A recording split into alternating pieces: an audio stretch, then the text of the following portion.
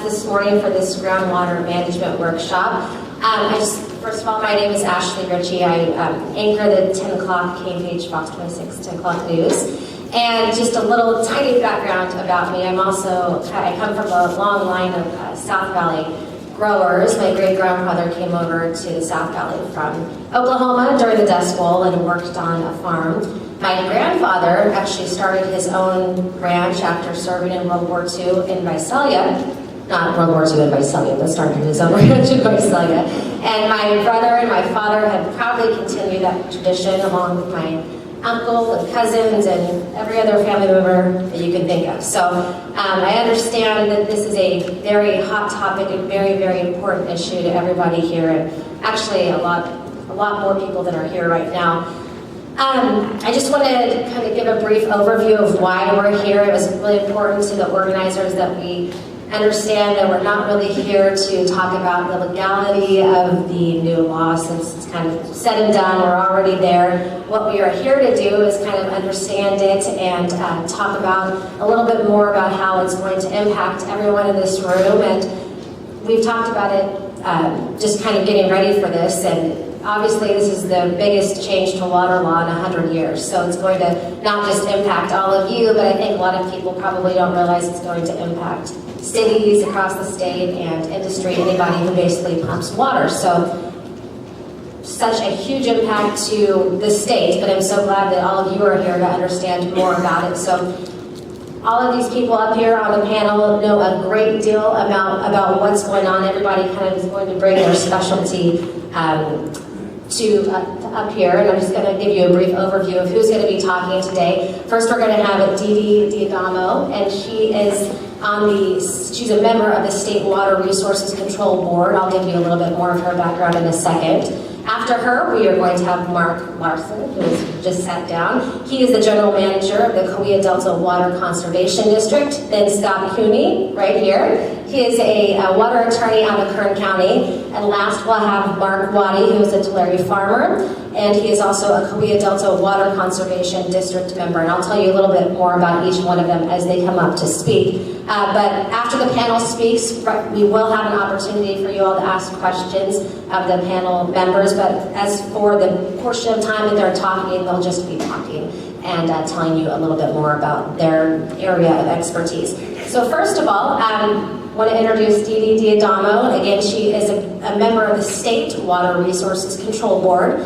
She has worked for members of Congress for 20 years on ag, water, and environmental issues. She served on the Air Resources Board for 14 years. She holds the ag seat on the water board. She also, probably a lot of you don't know, lives in the San Joaquin Valley. Her husband is a third-generation farmer. And she worked on the groundwater legislation, and she's now involved in implementing it and the outreach of the legislation, which includes things like today, talking to people and telling them how it's going to impact them. So please welcome Dee Dee. I was here last year for a forum. I believe it was in this room where we were talking about the possibility of legislation going through. And so here we are a year later and talking about implementation. So it's a pleasure to be here, and let's see, we are ready to go. And got a clicker, okay. All right, thank you.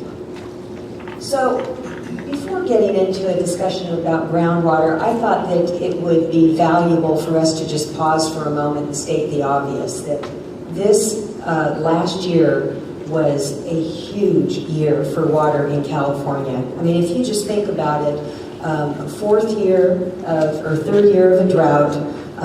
The drought, by some calculations, was as bad as the '77 drought. By other calculations, it was just not quite as bad, depending on what area of the state. But we all know, for those of us who live here in the valley, that the '77 drought was under different conditions. We didn't have the population that we have now. We didn't have, the respect for the environment and all these regulatory measures that have redirected surface water. So huge impact last year throughout the state, and in particular in the San Joaquin Valley, with all the ground that got fallowed and loss of jobs. Tremendous impact to the economy. We also have the water bond, Prop 1, that was adopted after years and years of effort and languishing in the legislature.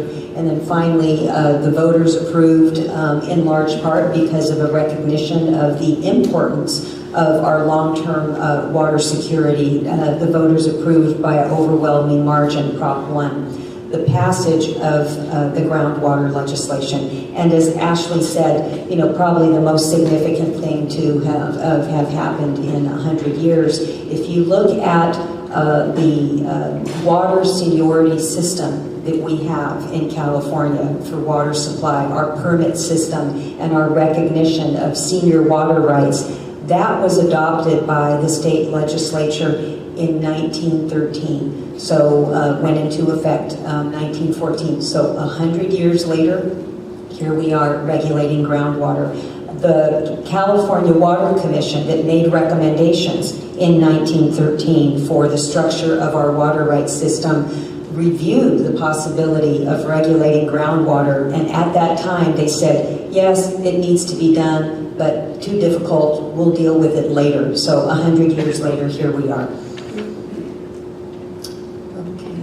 So I'd just like to start with some of the basics, kind of stating the obvious here to this crowd. Groundwater is a crucial part of our water supply in California, and sustainable groundwater management is essential to making our local and regional water supplies reliable and resilient. And groundwater storage, groundwater is essential for part of our water supply and provides for cost-effective local storage. Groundwater basins really are the state's largest reservoir, with actually 10 times the capacity of the state's surface water storage combined. Now, there are a lot of challenges with water quality in those basins, so a lot of that water is not usable, but at tremendous capacity. The blue parts of the map show the state's 515 groundwater basins, sub-basins. The Department of Water Resources, I wish they were on the panel here today because they're really our partner in this. They've prioritized basins that are the most important, and there are 127 high and medium priority basins.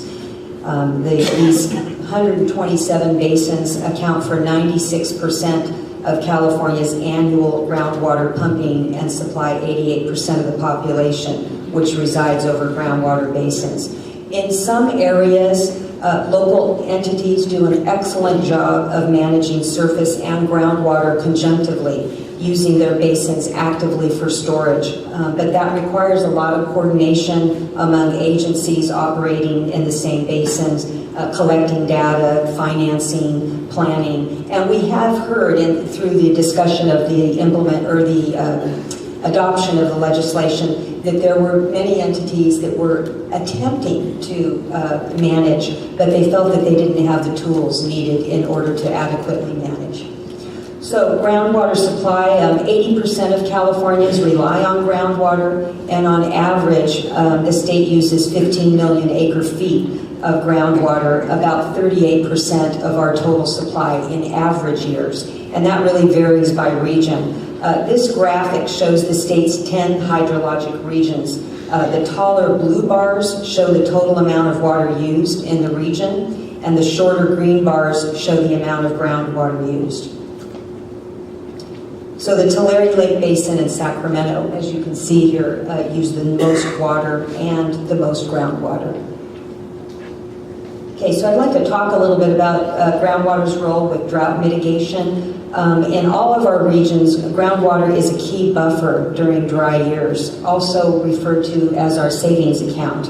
And in this graph, the bars show groundwater use and the line shows precipitation. So groundwater supplies about 38% in average years, like I said, but in dry years, closer to as much as 80%. So you see when the line shows precipitation going up in the wet years, the bar showing use of groundwater drops, which is fine. And then in wet years, in dry years, it's the reverse. So that's the way the system should work. We should use, thank you for letting me know. So we should be using more groundwater in dry years. But in areas where we have overdrafted basins that are being utilized more than that 38% in normal and wet years, which is the time that those basins should be recovering and the groundwater should be replenished, then it's a big concern. And sustainable management will ensure that basins recover and that the water is there when we need it for the next drought. Unfortunately, this vital resource that we have is at risk due to a number of factors. First of all, hardened demand and an increase in permanent crops, which I know there's a lot of criticism about, and I know as a farmer's wife where my husband has shifted more toward permanent crop because of the high costs of farming, and so shifting more toward higher value crops. But there is an impact when you have a tremendous shift throughout the basin. There's a big impact on the groundwater basin. Okay, population growth, 50 million expected to be by the year 2050, and the fastest growth in the state is in the Central Valley and Inland Empire. In the San Joaquin Valley, we expect the population to be 6 million by the year 2060.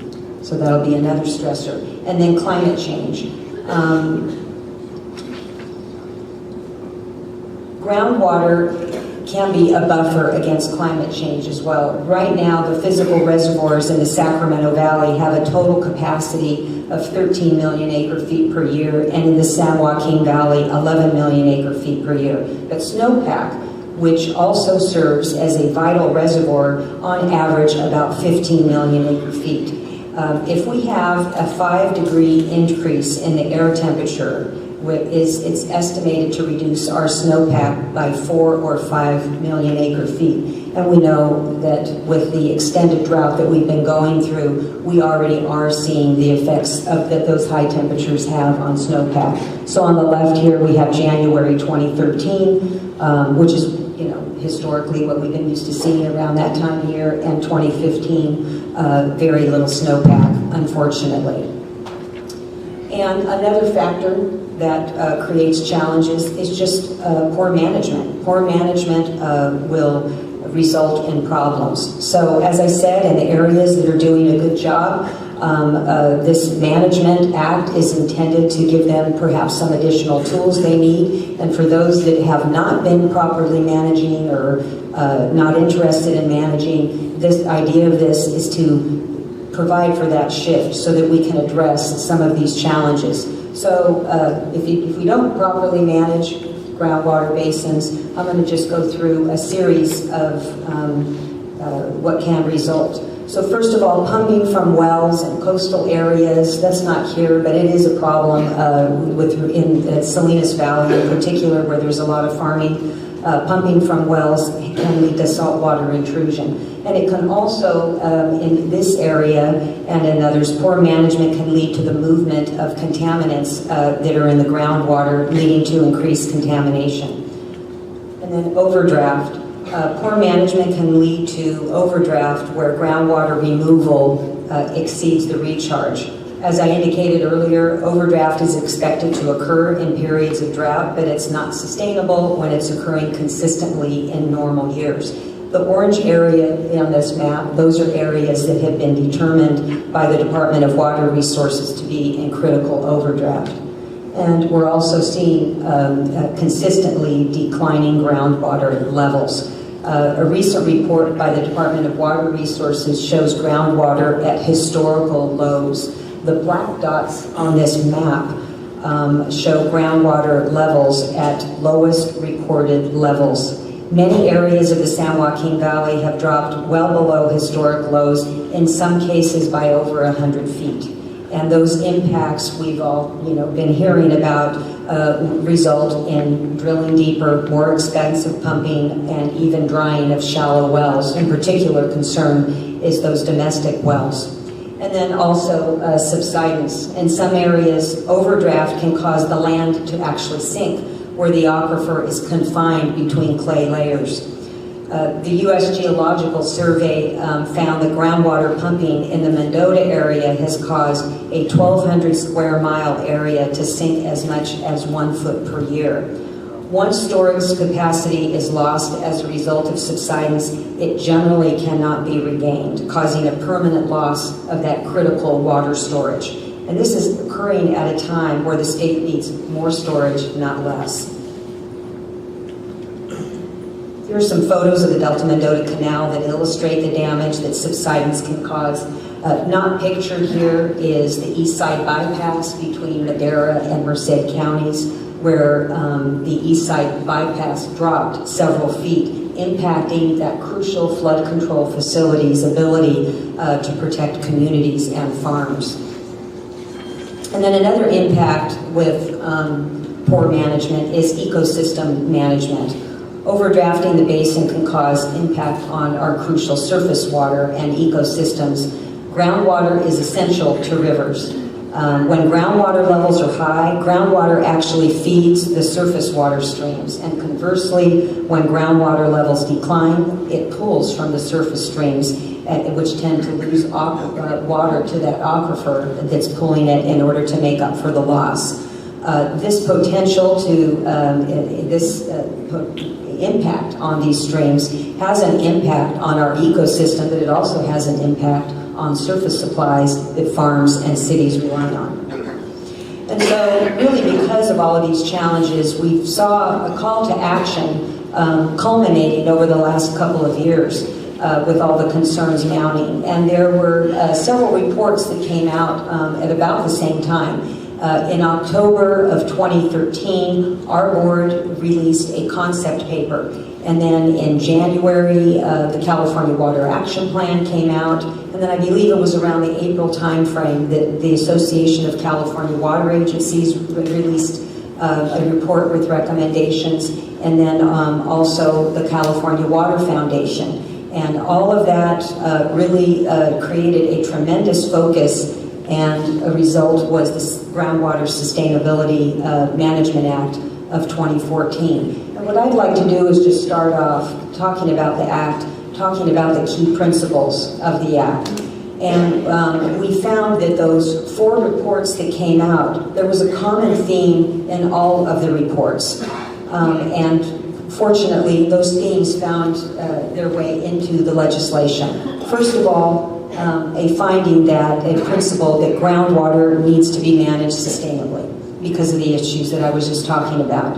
Secondly, groundwater needs to be managed at the local and regional level. It should not be a state-run program. There's no one-size-fits-all. Local entities can do the best job. Third, local entities need to have the necessary authority and tools in order to sustainably manage groundwater. And then fourth, there is a role for the state, but the role is a limited role, and that is for oversight, technical assistance, financial assistance, and then intervention only where needed.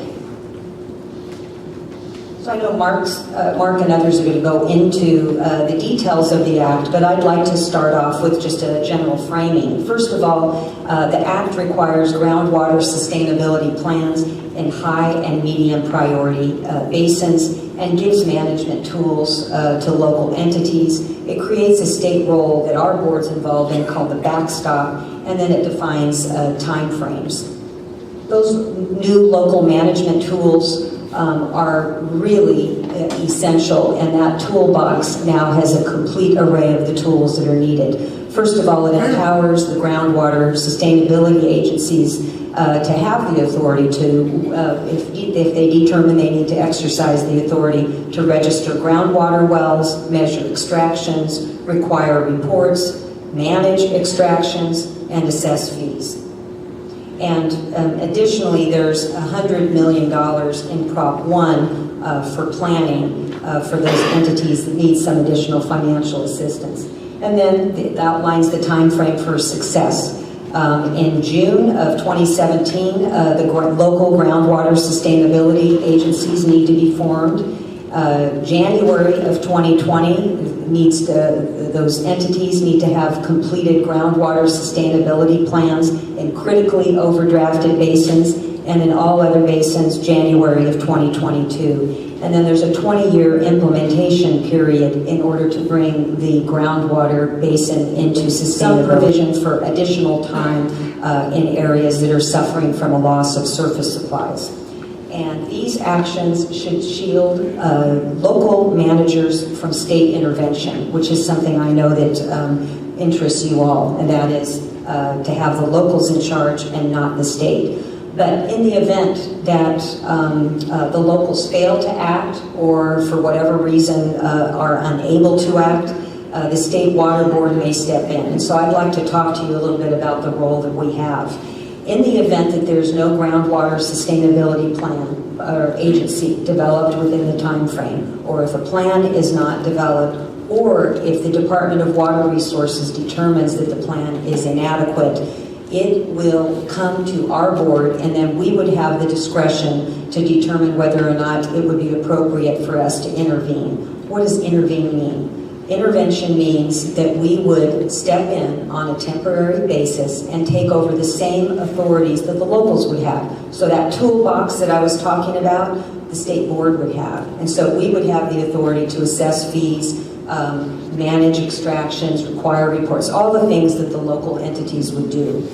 I know that this is something that concerns a lot of folks, and so I would just like to give you a little bit of sense about what we're thinking about at the state board. We have a lot on our plate. We are front and center on drought. We have a whole plan that we're working on for the water quality control plan for the Bay Delta. If the BDCP goes forward, it's going to come to us for permitting. We're working on a desal policy. We've got water recycling regulations, and the list goes on and on. So we have a lot on our plate, and it really is in our best interest that you all are successful. So we want to make sure that you're successful so that we don't have to exercise this backstop. In the event that we do, there's a 180-day probationary period that would be issued in order to provide the locals an opportunity to correct whatever the deficiency is. I'd like to get a check on time. I don't know if I'm going too far over here. Okay. All right. So now I'd like to talk a little bit about adequate plans. Since the board can intervene if the plans are inadequate. This is an area that, you know, missing a deadline is one thing, but to have inadequate plans. So I'd like to talk a little bit about what that means. The adequate plans means that the plans provide for sustainable management. And sustainable management is defined as management and use of groundwater in a manner that can be maintained during the planning and implementation horizon without causing undesirable results. And we know that there's no one-size-fits-all, so that's why it's essential for locals to take the lead in developing these plans. But I'd like to talk a little bit about undesirable results, because I think that'll help better clarify unsustainable management. So where there's chronic lowering of groundwater levels, not including a period of drought, where the basin is otherwise managed, where there is significant and unreasonable reductions in groundwater storage, saltwater intrusion, degradation of water quality, land subsidence, surface water depletions that adversely affect beneficial uses. All of those slides that I showed you before. So if you got a picture in your mind, you know, potential for a stream to run dry, water quality impacts, land subsidence, all of those are considered to be undesirable results. I'd like to talk to you a little bit about the Department of Water Resources. This is really where the next steps, you know, front and center is the Department of Water Resources, not the state board at this point. So the Department of Water Resources, we're working in coordination with them to provide technical and financial assistance and to develop the guidelines for the distribution of the Prop 1 dollars. But the Department of Water Resources is also working on the regulatory process. And that process is a transparent process that provides for an opportunity for public input. The regulations that they're working on right now that are due January of 2016 would be going through the process to readjust basin boundaries. So if a groundwater sustainability entity determines that it would be best for them to coordinate with another entity that's in a different sub-basin, and it would make sense to adjust those boundaries, they can petition to the Department of Water Resources to get those boundaries adjusted. And the Department of Water Resources is putting together the guidelines in order to give the local entities a better sense of, you know, whether or not something like that would be approved.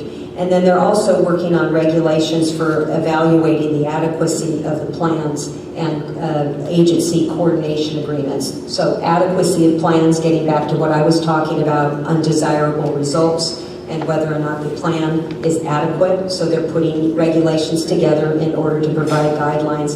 And then coordination agreements. There are multiple jurisdictions, which I know the other panelists are going to be talking about. So how best to put together the guidelines in order to facilitate coordination agreements amongst a variety of different jurisdictions in order to come up with one plan or some sort of a coordinated plan. And then we are working on specifying the criteria for the state intervention role, and those guidelines would be out July 2017. Okay, so I'd like to just in summary, again, say that the sustainable groundwater management helps to sustain local communities, local economies, and provide an important buffer against drought. Here we are in our 4th year of drought, so I think we all understand the need for that. The legislation is key. It's terrific that you're all here to learn about the legislation, but really implementation is critical. So I'd encourage you all to work with your local agencies to provide input in order to put together a plan that's the most resilient for your local area. And the state's role is intended, again, I just want to reiterate that we want our role to be there to complement local efforts, and that it is not our desire to step in and take over. We want you all to be very successful. So thank you very much for the opportunity to be here, and I look forward to learning from my fellow panelists. When Mark and I first started talking about me participating in this, I felt very ill-equipped because even though I've done a couple of stories for work about the new legislation, it's just seemed very convoluted to me. So I don't know, you all are much smarter and know a lot more about this than I do, but if anybody feels that way, just rest assured there will be, again, an opportunity at the end to ask questions and get things cleared up if anybody wants to do so. Dee Dee talked about local jurisdictions being responsible for coming up with how each area will implement this new plan, this new law. So Mark Larson is going to talk a little bit more about that and more specifically what it will mean to each person individually. A little bit of background on Mark. Again, he is the general manager for the Kauai Delta Conservation District.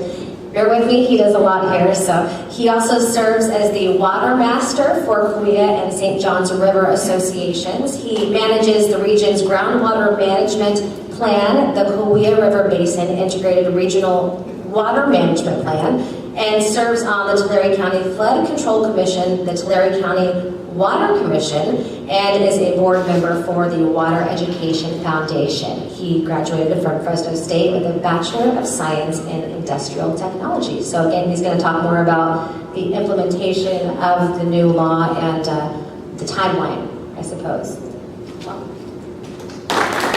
Good morning. Thank you, Ashley. This is going to be maybe one of the more drier pieces of the presentation, and then I'm going to kind of walk through some of the pieces of this new legislation so you get a feel for what's in it and what is not in it. Because I've also fielded some phone calls of some people with some misconceptions on what this is about. You've already heard a little bit of a snapshot of it from Dee Dee, and I'll go through a little more detail. So about 2:15 this afternoon we'll be finished with that.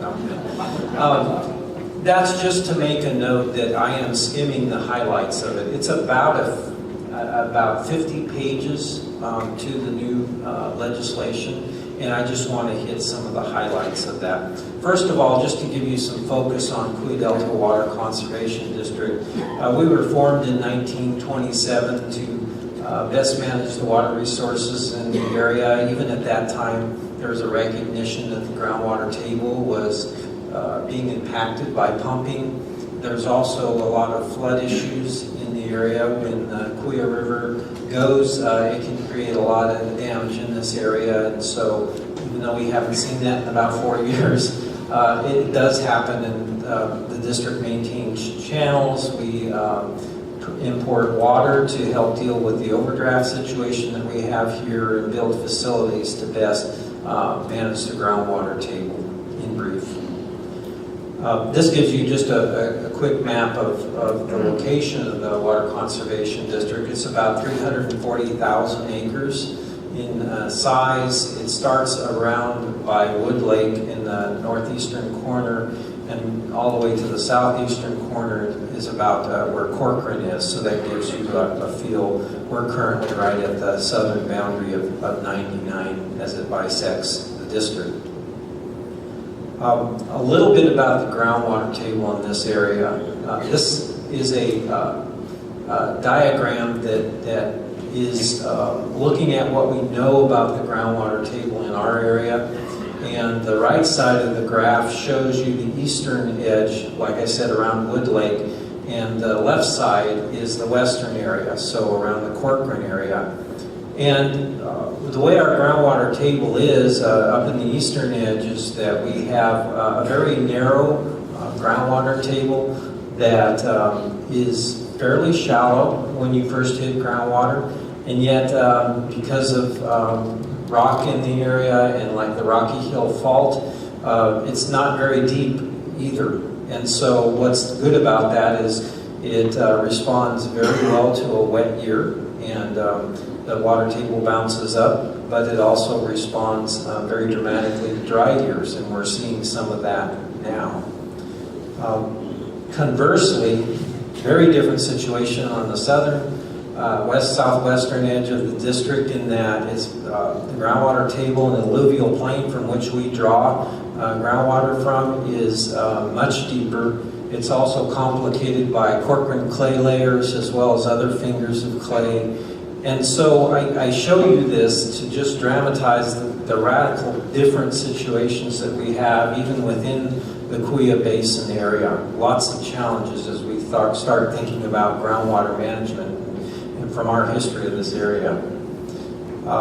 This is just showing you a snapshot of groundwater levels in the district and how they vary. Now this is mean sea level, so all the way up to 400 feet mean sea level is where you first encounter groundwater in the district on the eastern edge, and down into the southern edges it's about minus 150 mean sea level. So a lot of variations.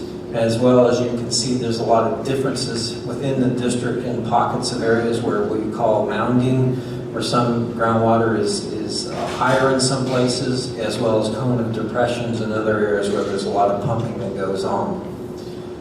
This graph shows you a time frame, in this case from 1981 to 1999, a 19-year period, or no, that's just a 8-year period. Anyway, showing the difference in the groundwater table, how it changed over that period of time. And you can see the blue areas in which the groundwater table gained, and the red areas in which it lost over that time. And so the redder it is, the more loss there is, the bluer the more gain that it had in that area. And I show this just to dramatize, again, with our groundwater table, the variation that happens in the districts and some of the challenges that we have in the fact that there's no set level to the groundwater table throughout the district. This is a trend line. So there's light blue bars in the background that shows you the different water years that we've been blessed with. And the blue line squiggling through the chart is the average groundwater table. Now remember, this is average, and we just saw the variation we have in the district, so that's been averaged out.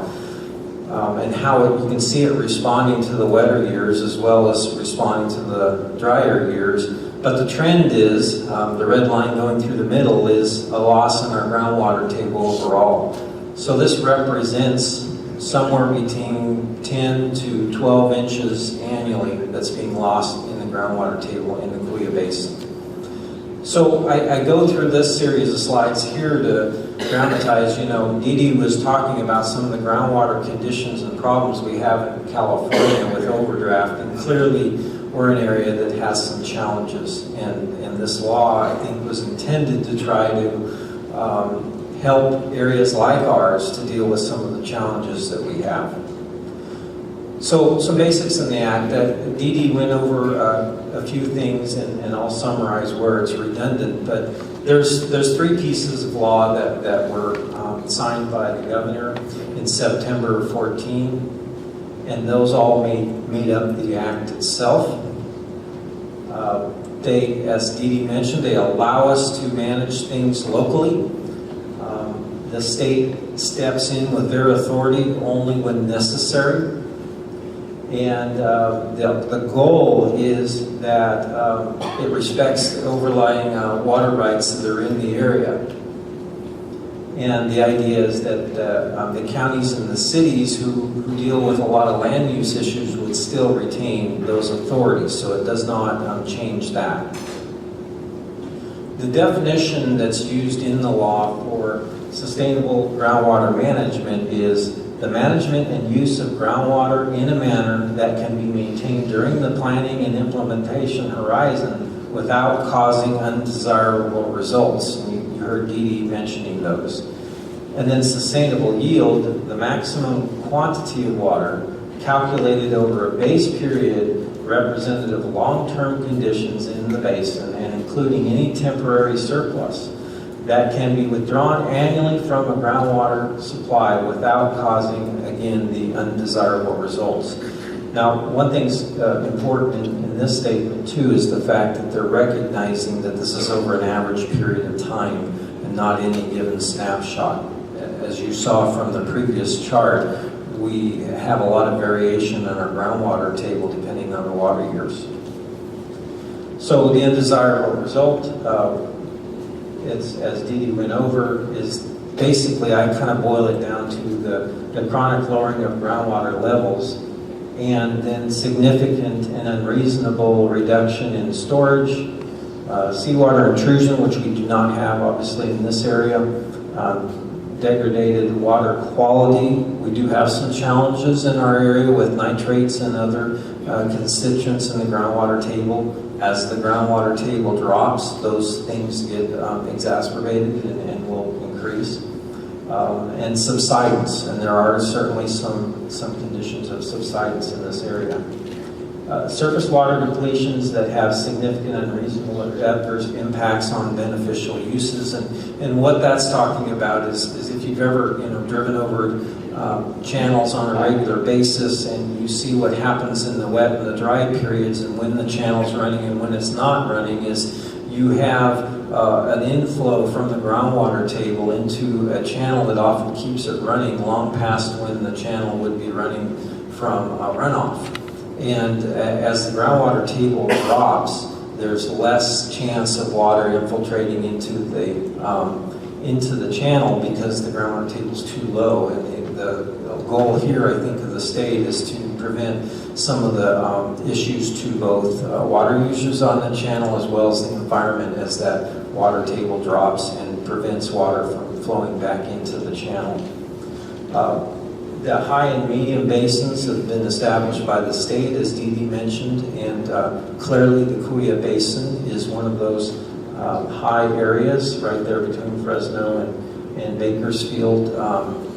We are a high priority basin due to our overdraft issues. So local agencies have been given this ability to form, and let me define that a little bit for you. So a local agency or group of agencies, and this can be one individual agency that steps forward and reports to the state that they want to manage an area, or it can be several agencies that get together, form one new agency and say, we're going to collectively manage this under one agency that we've formed. The goal is that you do have to make sure that in your planning of groundwater that you are addressing all the beneficial uses in the area. So you can't focus just on one interest. It has to be municipal, industrial, agricultural, environment, tribes. Every water need that's in the area, you have to make sure that your plan is inclusive and has not excluded any uses. The goal of the state is that you would cover the entire basin. The state long ago established what they call Bulletin 118 basins, the Kuya Basin in our case. But they recognize that there may be one agency or several agencies that separately decide to manage that. So they've allowed for several agencies to form separately to manage an entire basin or one overall. If that happens, there has to be some coordination agreements between the agencies to show that they're working together to manage and not using different numbers, not managing adversely to one another. And the county becomes the default. So if an agency doesn't step forward, the state's going to be looking for the county to pick that up. If they pass, then it goes to the state. One of the challenges too is as agencies form to cover an area, if they don't cover 100% of the area, then there may be some outlying county areas in which the county covers. As you can imagine, this can get quite complex as we think about the entities that could or could not cover the basin in terms of forming an agency to manage groundwater. The goal in the Act, stated fairly clearly in several places, is to protect water rights in the area. And yet, the challenge is it's hard to imagine how you manage groundwater without also dealing with the surface water impacts to the groundwater table. I think this is going to be a challenge for any area as they try to best manage groundwater and not also discuss issues having to do with surface water. An agency objectives would be to determine the need for groundwater management. You have to establish a base in which you're managing groundwater. Prepare and adopt groundwater sustainability plan and implementation rules and regulations. So one of the first steps, and we'll get this in a little more detail, is that you have to establish a plan about how you're going to take this on. They have the ability to propose fees to do these activities. Monitor compliance and also enforce the areas once the plan has been established. And they would also, obviously, as part of the plan, quantify a water budget, define what sustainable yield means for that area. The goal of the legislation is to provide maximum degree of local control.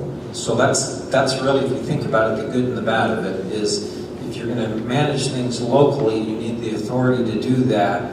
The legislation has given that authority to a local entity that forms, and yet they're going to have to make some decisions and take some actions that are going to be challenging for areas that are overdrafted.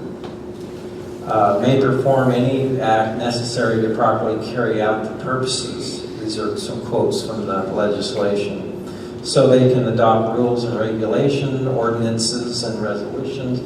They can conduct investigations and inspections. If you think about it, that's a real critical part of it, because you don't want to take on any management without fully understanding what are the facts of the area, what are the challenges, where are the areas of more concern, less concern. That has to be fully investigated before you can proceed with any plan. Registration of groundwater extraction facilities. They have the option to do that, and that may be necessary. And then the monitoring of those facilities is going to eventually be necessary for any agency that forms to be able to track how they're doing with their plan. They also have the ability to acquire property. The way I think about this is that to deal with the overdraft in our area, as an example, it's going to be necessary to purchase property for recharge basins and taking other activities to best manage groundwater.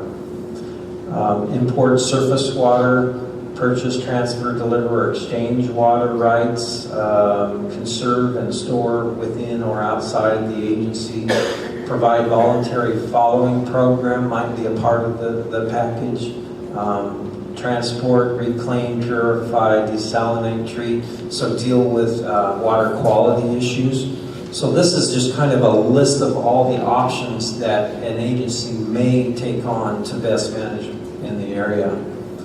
They also may deal with well spacing and as the county on what would be reasonable for spacing of wells.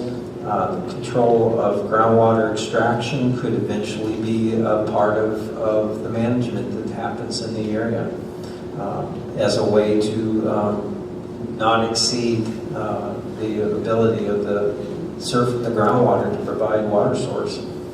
Authorize temporary and permanent transfers of groundwater, so the agency would probably step into a role of best managing how water moves in and out of the area, and establish accounting rules for managing all this.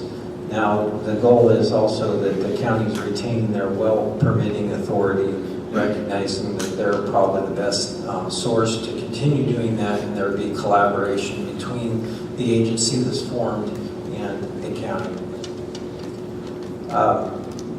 The plan, let's talk a little bit about what the plan is. Now, as Dee Dee mentioned, the plan is something that's developed locally through studies, evaluation, monitoring, probably some modeling to best define the issues in the areas and how to deal with that. And then the plan has to detail out, what's the baseline historically, what conditions have been there, the water supply that's available to the area, groundwater, surface water interaction, address any undesirable results that Dee Dee mentioned in terms of issues of subsidence that may be in the area or reduction in storage. Measurable objectives. The goal is the plan then has to define something that's measurable in terms of how they're going to reach sustainability. 5-year goals will have to be set, so you set milestones. The agency will set milestones in terms of how they're going to proceed towards their goal. Initially, the plan has to cover a 50-year period, but the goal that's in the law, in the act itself, is that within 20 years you reach that sustainability. So those 5-year milestones will be a way that the agency and the state can see how they're proceeding against their goals. Also on the plan is the reporting that I mentioned. They do have to report annual numbers having to do with groundwater elevations in the area, extractions that's going on. I understand the way the law is worded is that's in mass. They're not going to be reporting on every single well, but just talking about the total extraction of groundwater in the area, surface water that comes into the area and its use, and changes in groundwater storage as best can be estimated. And then again, measurable objectives and those interim milestones that show your progression to meeting the goals of your sustainability plan. So some of the nuts and bolts, what might change under the agency? What are some of the challenges? So obviously a closer evaluation of groundwater pumping. And this applies not only to agriculture, this applies to cities, municipalities, industries. All pumping that goes on obviously comes under this plan. As you can imagine, you cannot separate out any one purpose or use of groundwater. It has to be across the board to have a fully vetted plan.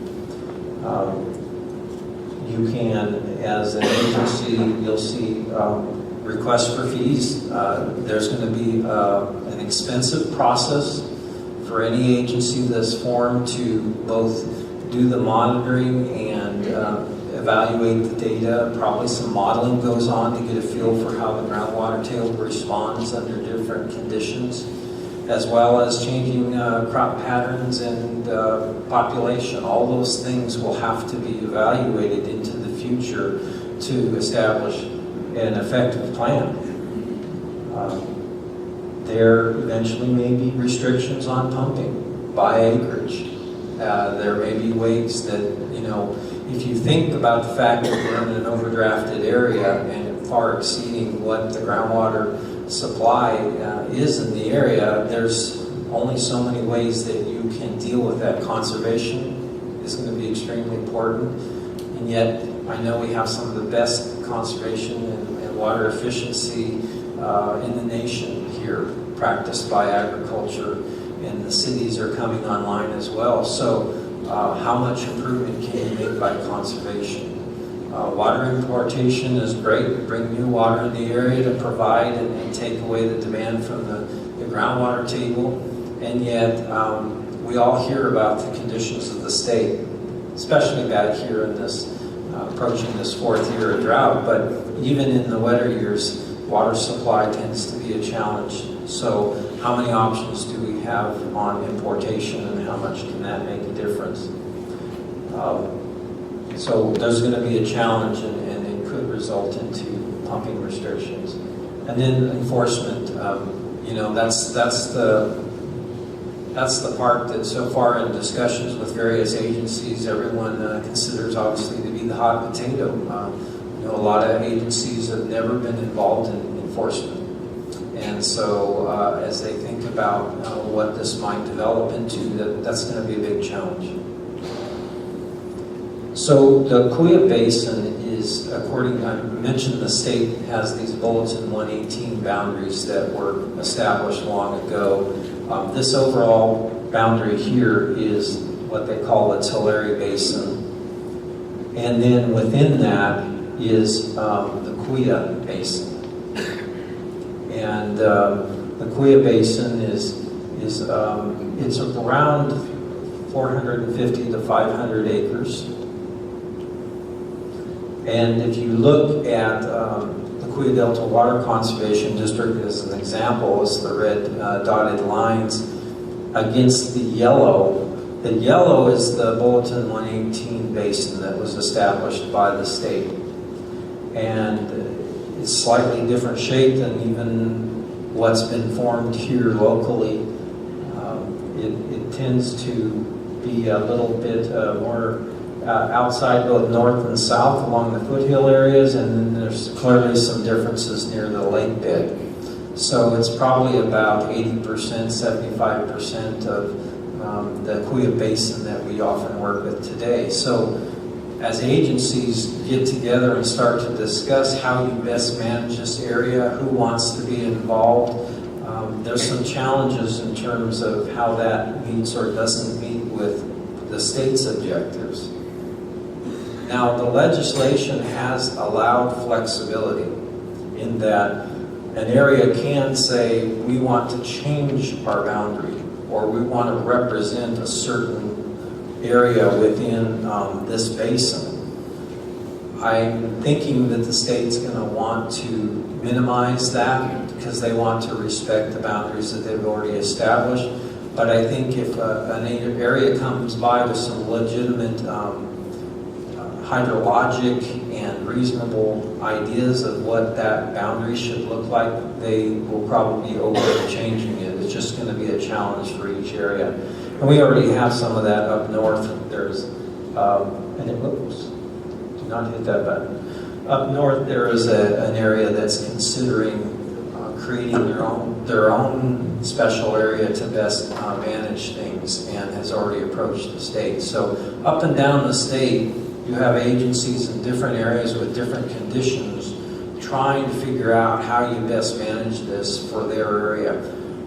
That's the challenge. The good news is that the legislation has left a lot of flexibility, but it'll be up to each area to determine how best to manage that. Just to go over the timeline a bit more, because that's kind of important, is that it went in effect at the beginning of this year. And the goal is that by January 16, that the state is going to define their rules and regulations. Any legislation usually has a summary of what what they're looking for, but then it's, in this case, it's the obligation of the state to sit down with staff and their boards and best figure out what it is specifically they want to see from all the agencies.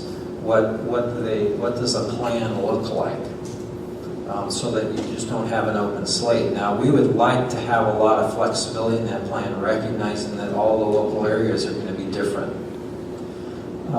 By January of 16 is when they are expecting to define the plan, and January of 17, the state is going to establish best management practices. I'm actually not exactly sure what that's going to entail, but my imagination would be that the state's going to look at different management practices that they think would be very helpful for an area like conjunctive use, where you bring in surface water as much as possible to utilize instead of pumping groundwater. Development of recharge basins to recharge areas of concern, conservation measures. I would think it would be a whole laundry list of things that can be used to improve water conditions, especially to the groundwater table.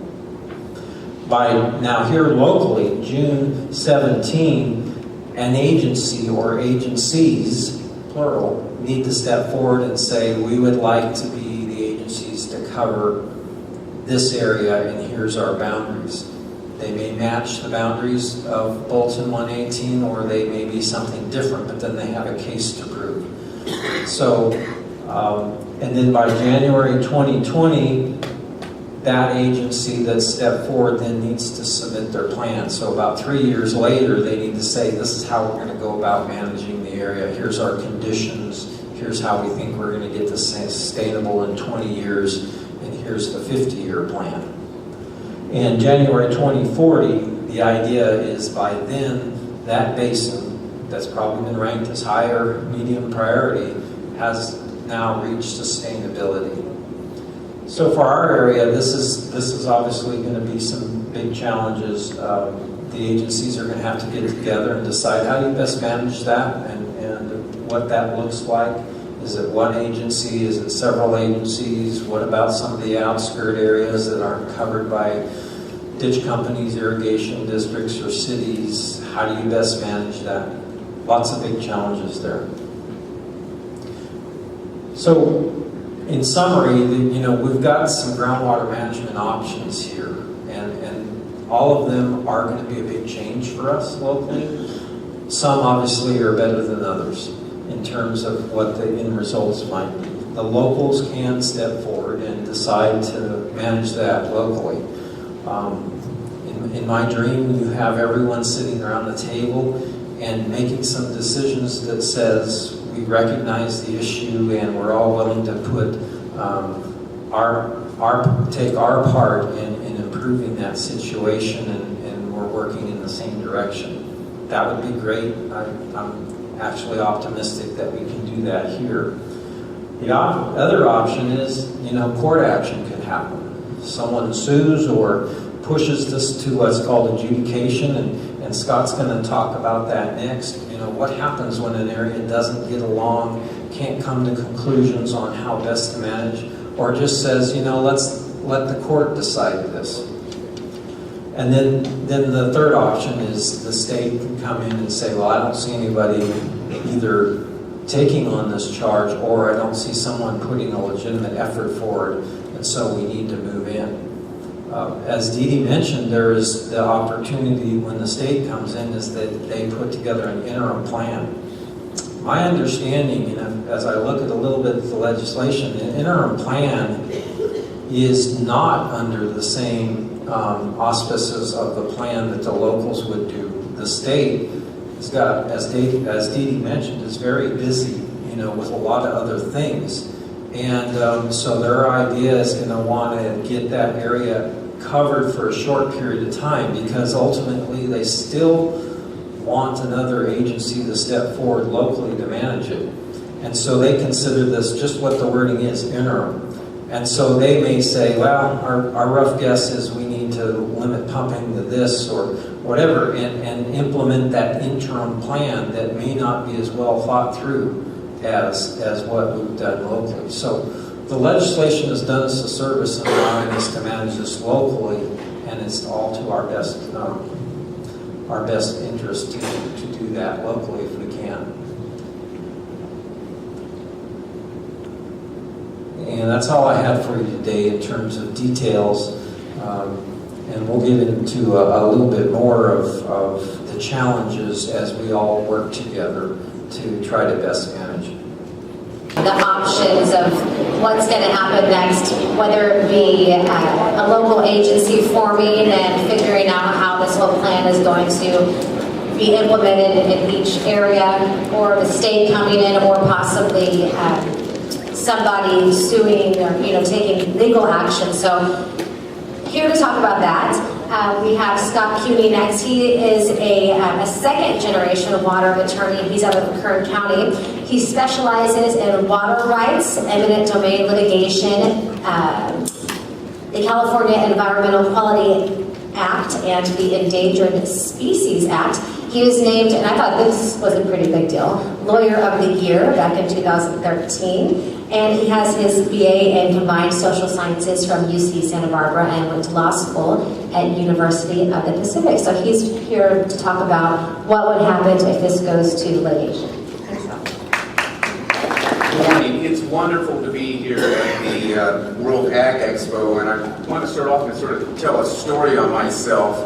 About 40 years ago, I was a senior at Tulare Union High School with a very serious case of senioritis.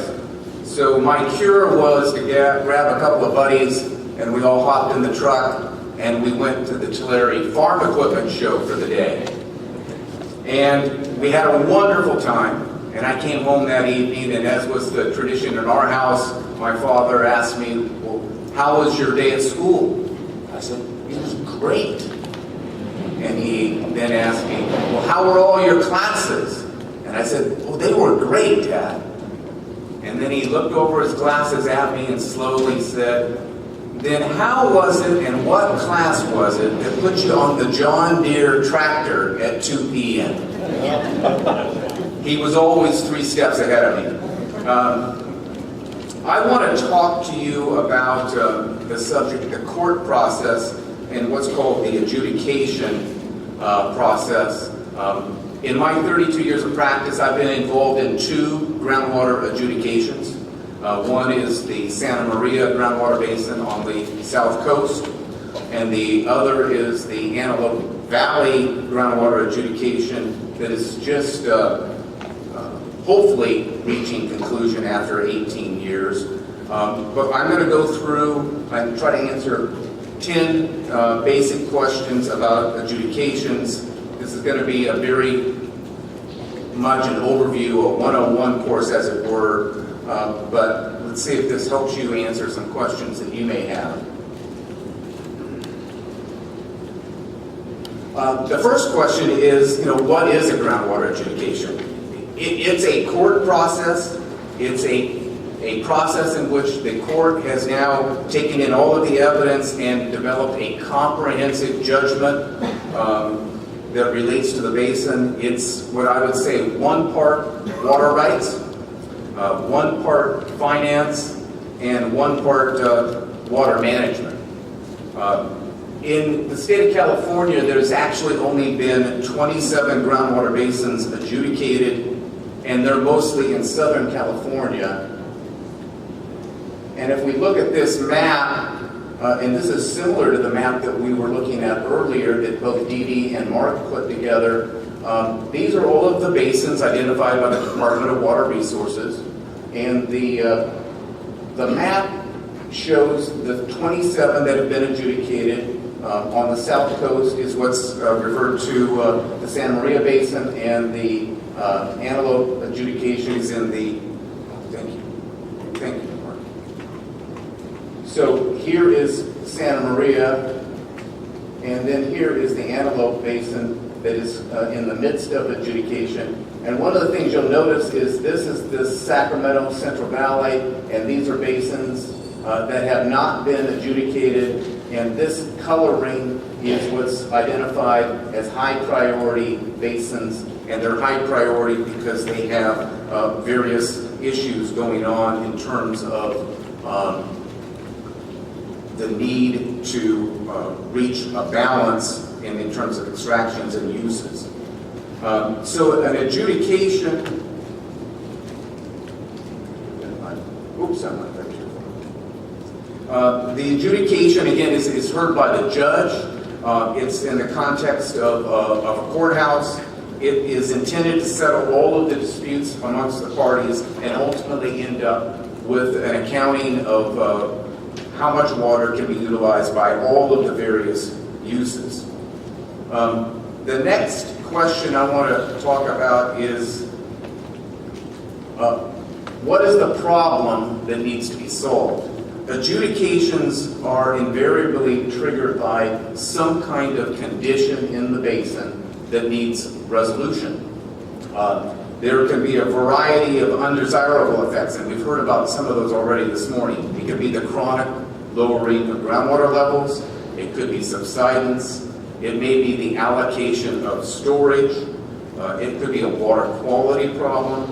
It could be seawater intrusion or the threat of that. Well interference, shortages, or just water rights disputes, or wanting to get water rights confirmed. Sometimes it's more than one of those undesirable effects that initiates the adjudication. In the Santa Maria Basin, there was a dispute over the access to storage space from the Twitchell Reservoir that had been developed upstream, and then also a threat of potential seawater intrusion.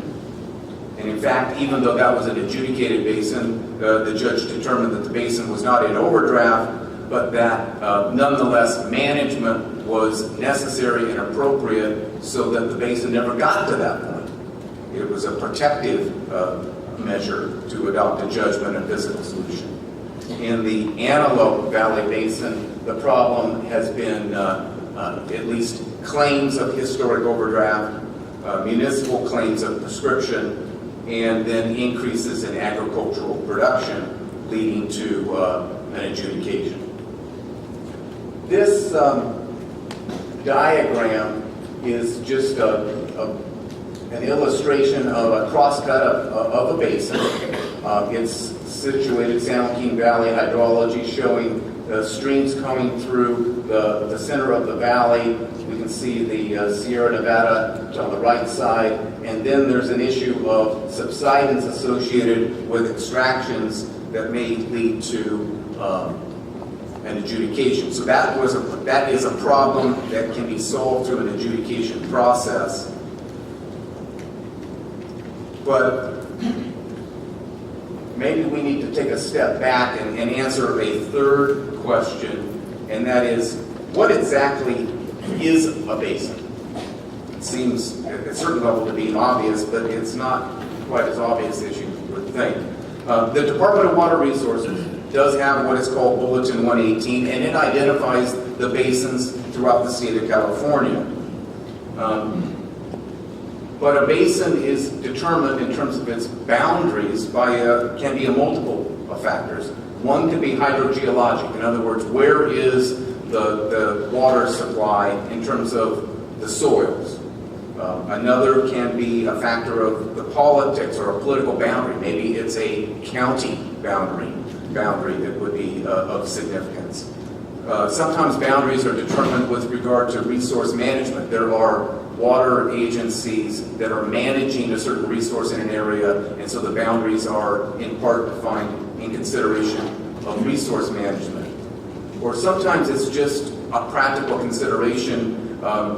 If we were to ask the question in the Central Valley, or particularly in the San Joaquin Valley, that really is actually one very unitary basin hydrogeologically from San Joaquin River south, for example, all the way to Bakersfield. But it actually is divided into multiple basins for various reasons, because of hydrogeologic differences. Sometimes it's political, sometimes it's resource management. And sometimes it's just practical, because you can imagine the difficulty of administering something that is of that size.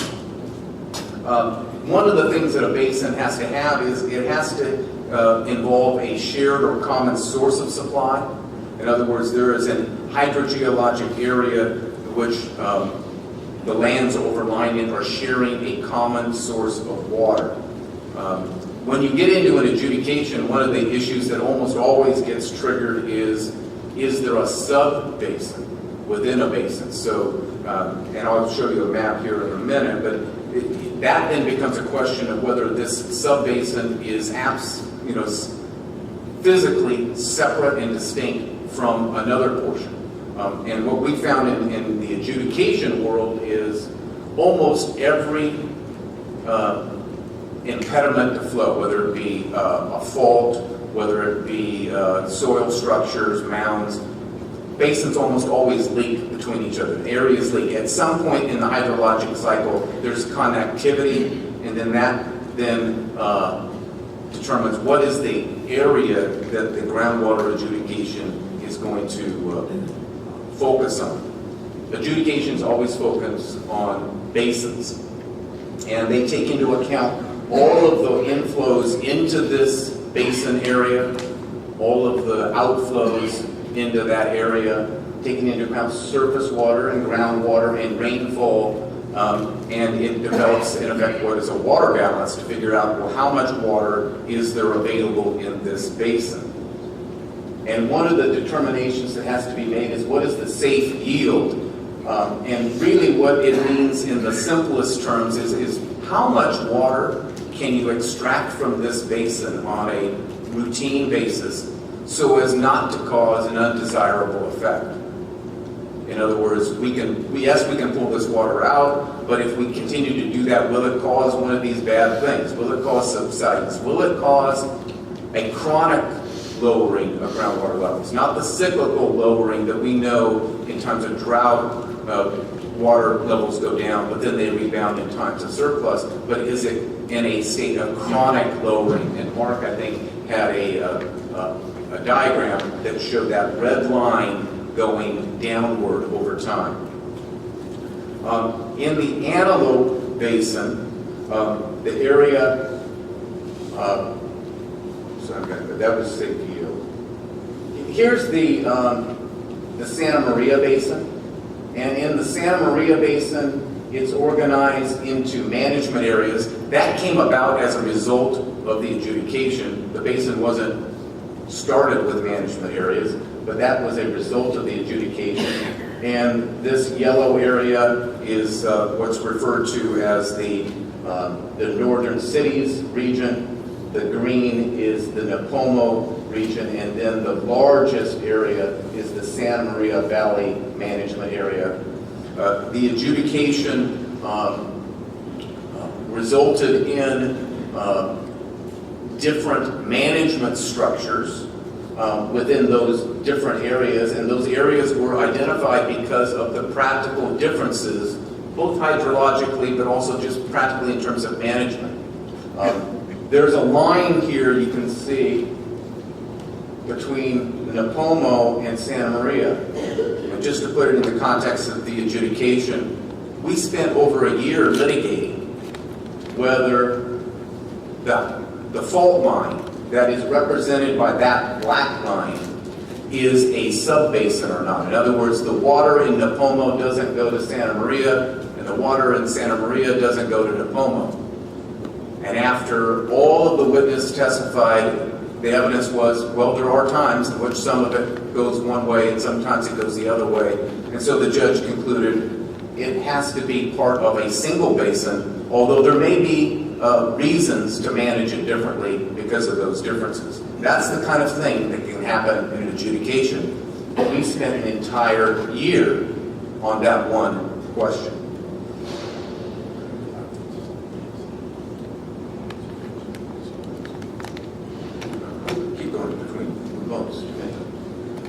This is, unfortunately, and I apologize to you, this is a map that's not very clear, but when I look at it, maybe it makes my point also. This is the Antelope Valley adjudication. And this black area is depicting what is the adjudication area that is the subject of the court's jurisdiction.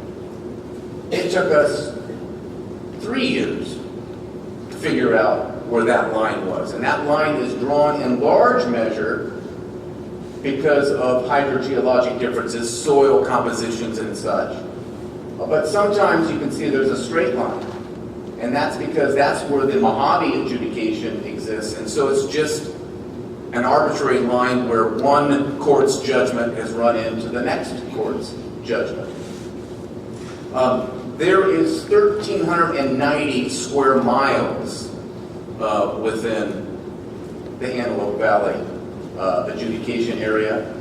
And because of the history of how things were developed in that portion of eastern Kern County and southern Los Angeles County, there are hundreds of thousands of parcels within this area and tens of thousands of owners that are all part of this adjudication.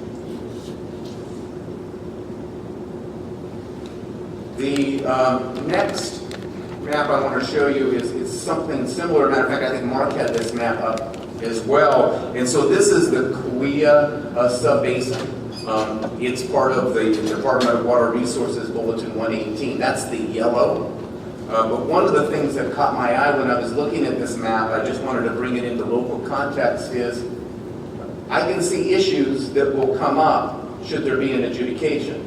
Well, we've got an interface between what's the Kings Subbasin and the Cahuilla Subbasin. Those are identified as separate basins, but I dare say the water goes back and forth across the line.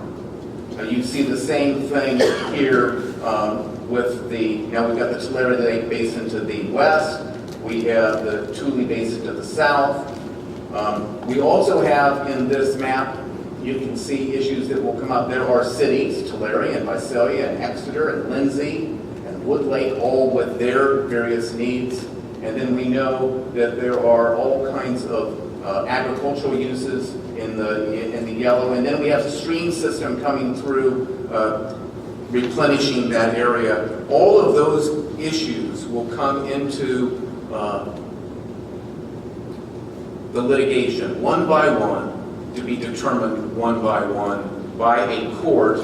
And each one of those questions will take an extensive amount of time under the traditional court system. Question 4 is, well, who are all the parties that are going to claim rights to this supply, this common supply that's in the basin? Well, it's going to be the landowners.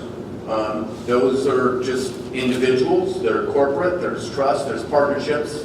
There's going to be the cities, all of the water agencies that are in the basin area. There's going to be some number of mutual water companies. There'll be public utilities.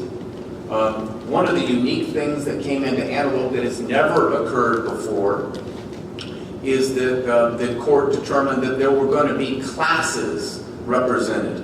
And in Antelope, there were what's called the dormant overlying landowners. That's the Willis class. These are people that own land overlying the basin, but have never, in all of time, ever used water in the basin. A unique circumstance in Antelope is it's approximately 70,000 acres. It's a huge group of landowners. Then there were also, there was a second class that was created. It's called the small pumpers class. And those are people that over some period of time, they have pumped water for use, but never over 25 acre feet. So that's the threshold. So this is in representation of all of those landowners that may have at some point in time, maybe it was 30 years ago, but pumped up to 25 acre feet. So there's an entire class representing, I think, something like 15,000 landowners that meet that definition. And then in Antelope, we have the United States of America. involved with the Edwards Air Force Base, the state of California. In Antelope, there's no Indian tribes, but Indian tribes would be involved in any kind of an adjudication. So in almost any adjudication, you can expect that there will be thousands, maybe tens of thousands, of parties named and served in part of the process. In Antelope, over 4,000 have been served and in part of the adjudication.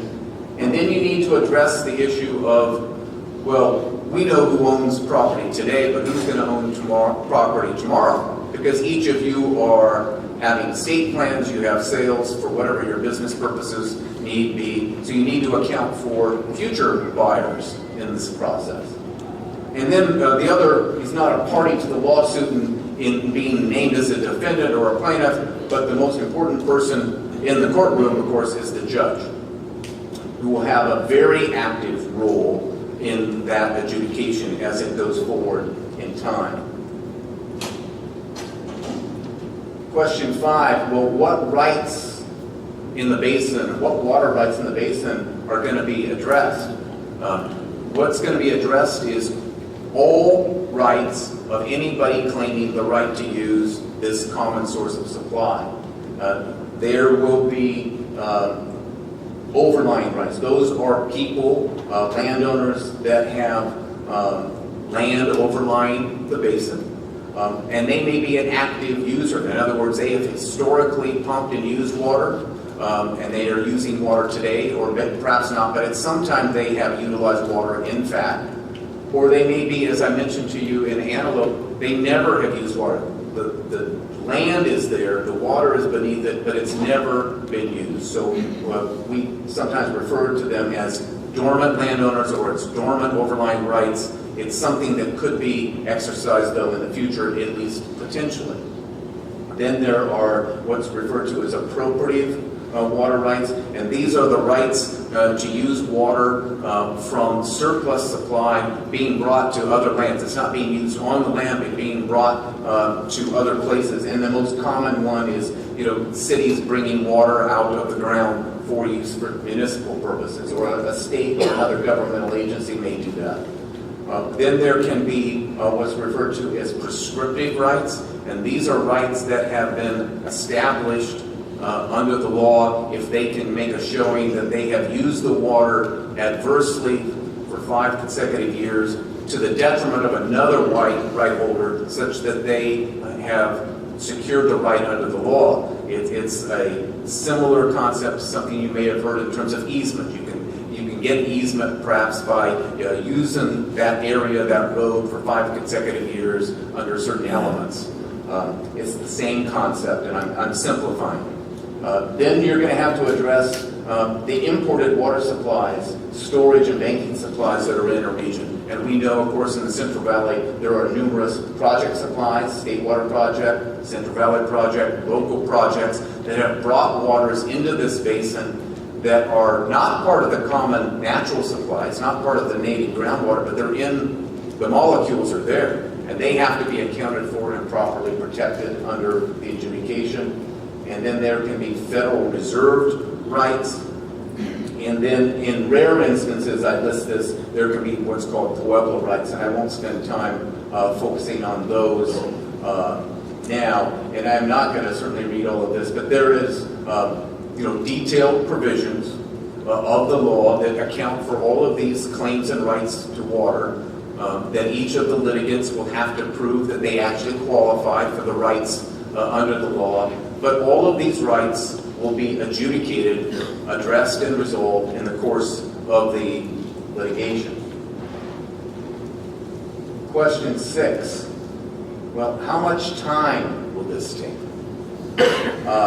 I'm going to speak to you from my own experience, and this is in talking to the circumstance of traditional adjudication processes. This isn't in talking about, there is a legislative effort. It's not part of the recently adopted Sustainability Act, but there is the potential of a complementary set of legislation that attempts to expedite the process of an adjudication that hasn't been adopted. And so I'm going to just talk to you from the vantage point of what's going on today. In Santa Maria, and I think as I look at this, I think I've underestimated it was more than 9 years. I think I was involved in it 9 years. In Antelope, it's 15 years and it's not yet done. We've had 5 phases of trial. There are other phases ordered and scheduled. They haven't yet occurred, in the hopes that we can actually reach negotiated judgment and physical solution that can be adopted by the court. So those are the kinds of timelines that are most recently in play. In some instances, in simpler basins where everybody is in agreement, you can have it on a more efficient basis than that. Phases of trial.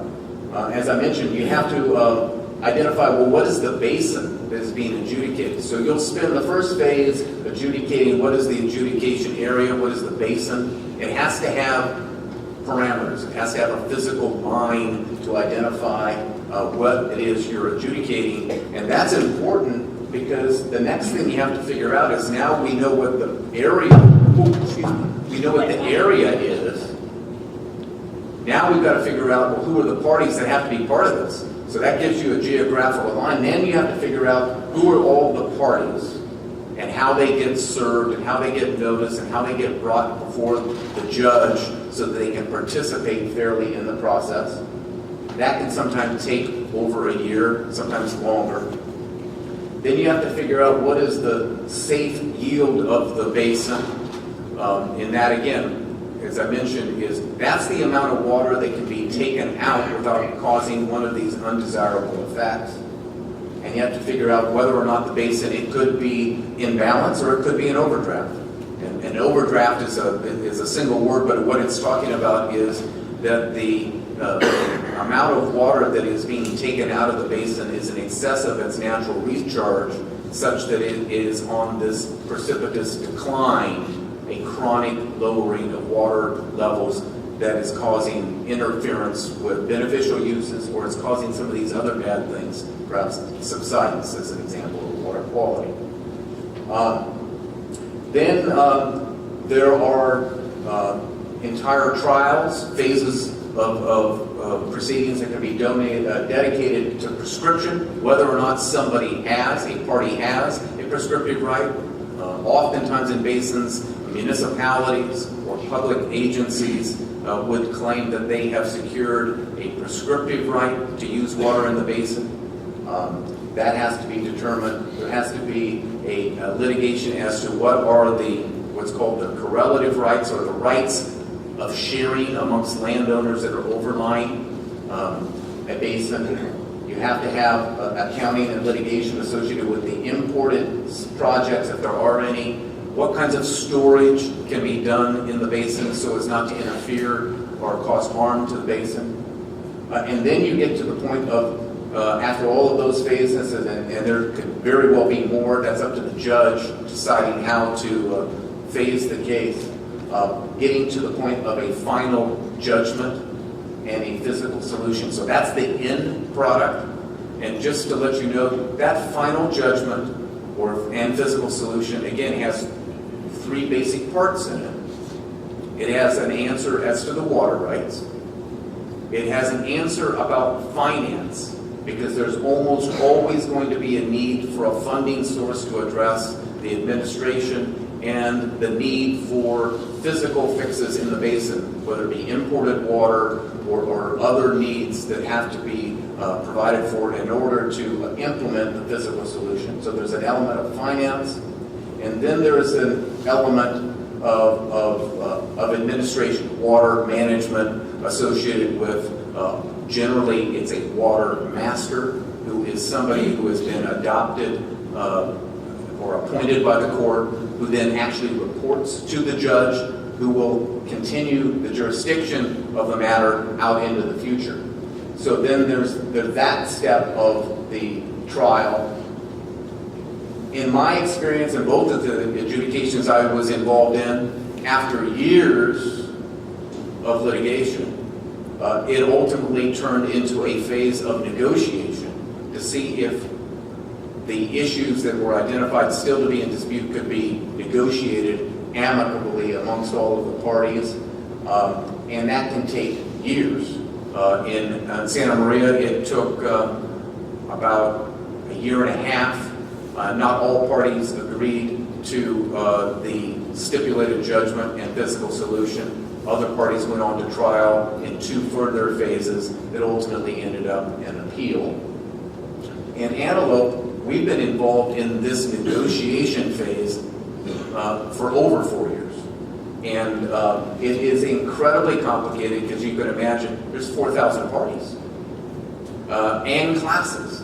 And just getting the simple task of scheduling of a meeting can take a huge amount of time. So but that is a process. And then there can be appeals. Mojave Basin was appealed to the Supreme Court ultimately, California Supreme Court.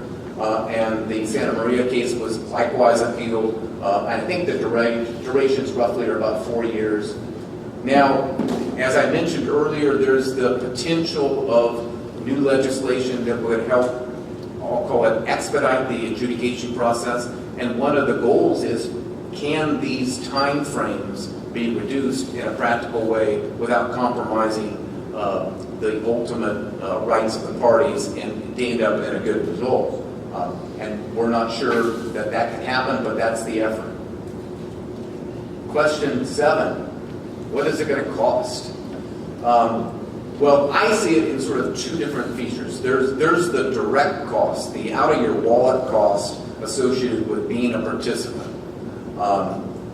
In all of the clients that I've represented, and they've been either major national corporations or dairy farmers or irrigators, longtime orchard owners, you're talking many thousands of dollars for any of the parties.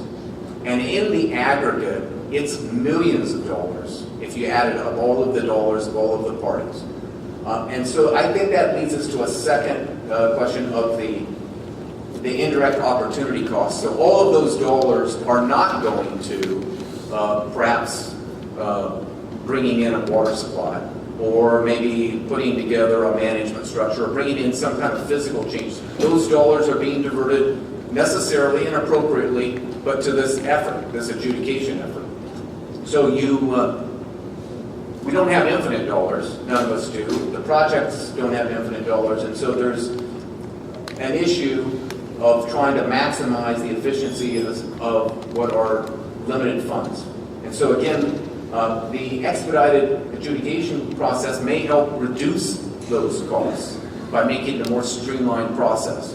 But you still end up with an unavoidable significant expense in the effort. Question 8, what kind of evidence is used? In all of the adjudications that I've been involved in, there are years of records, decades back in time, that are part of the adjudication process. Well meter records, electrical records, cropping records, pesticide, herbicide reports, well and pumping test reports, commodity reports, very creative ideas of using aerial and satellite imagery to understand what was the land use back in time. Of course, all of the records of city operations, utility records, project records, whether it be a water agency, all of that potentially is involved in the adjudication.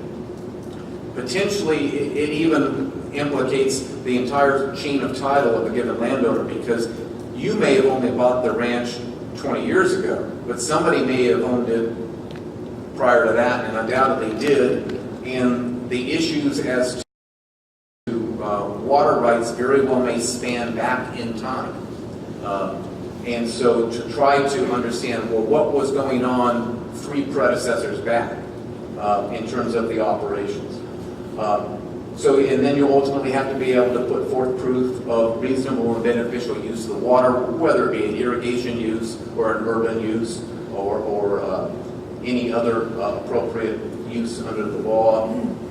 And again, this also may vary through the expedited process of trying to figure out a more simplified way of getting to the ultimate issue in the adjudication.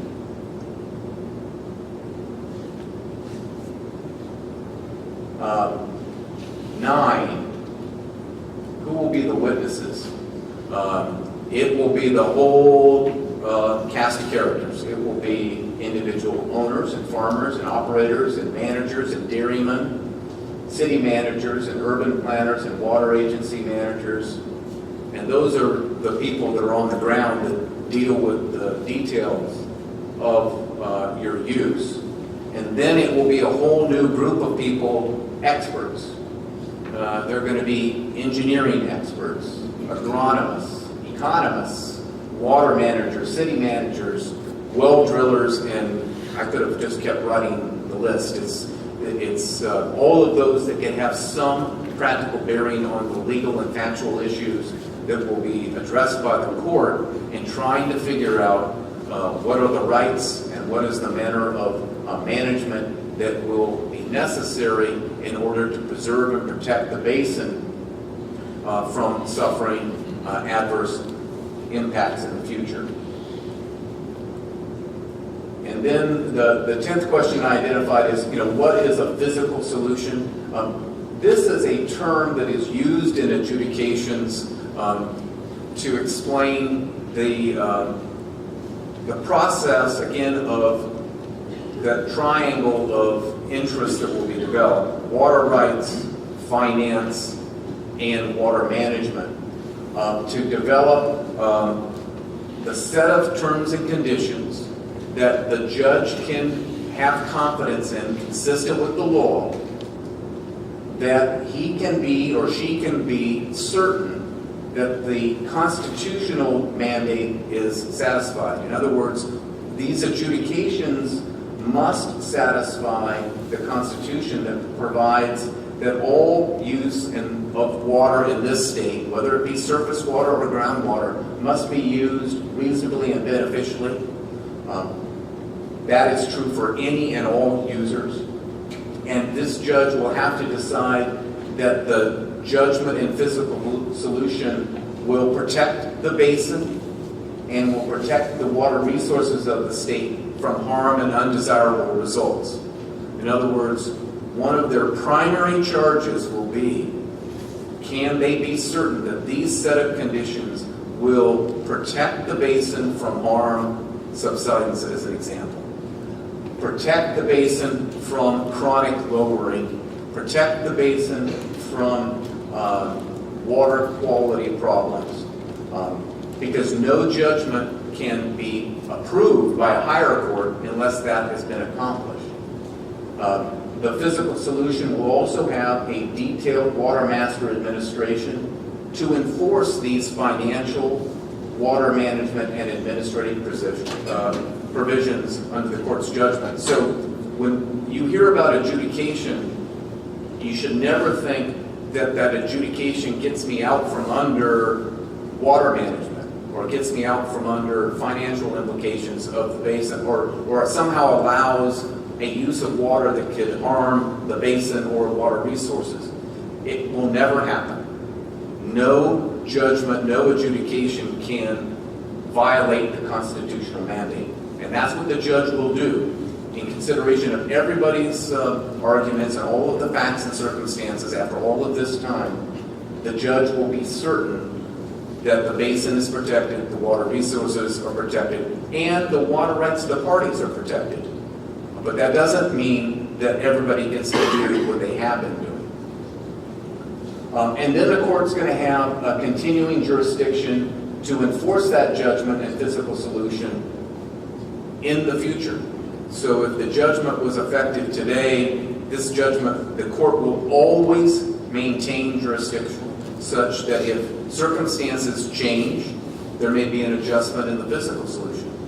If somebody has been violating the judgment, there is the opportunity for enforcement, where the court can issue an order determining after a hearing, maybe even a full trial, that person was or was not in violation of the judgment.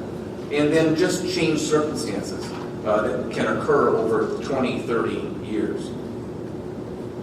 So this is the technical definition of a physical solution. It's an agreed upon or a judicially imposed resolution of conflicting claims in a manner that advances the constitutional rule of reasonable and beneficial use of the state's water supply. And that came out of the Santa Maria adjudication when it went on appeal.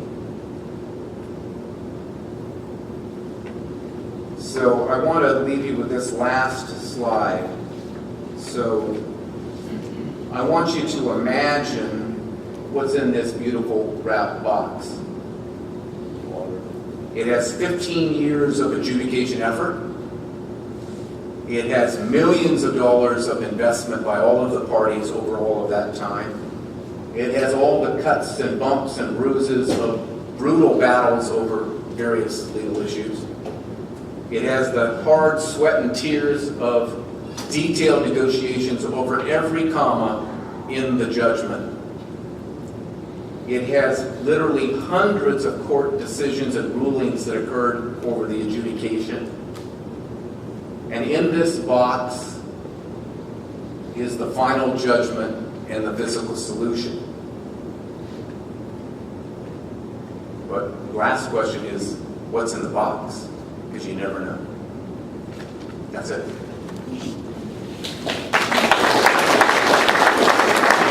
There's someone who's going to tell us a little bit more about how this all impacts you all in your day-to-day operation. Undoubtedly, you guys have heard a lot of information and a lot of details and facts and figures. So now Mark Waddy is going to come up and talk to you about what this means to you day to day. He's a farmer in Tulare. He's also a board member on the Columbia Delta Water Control District.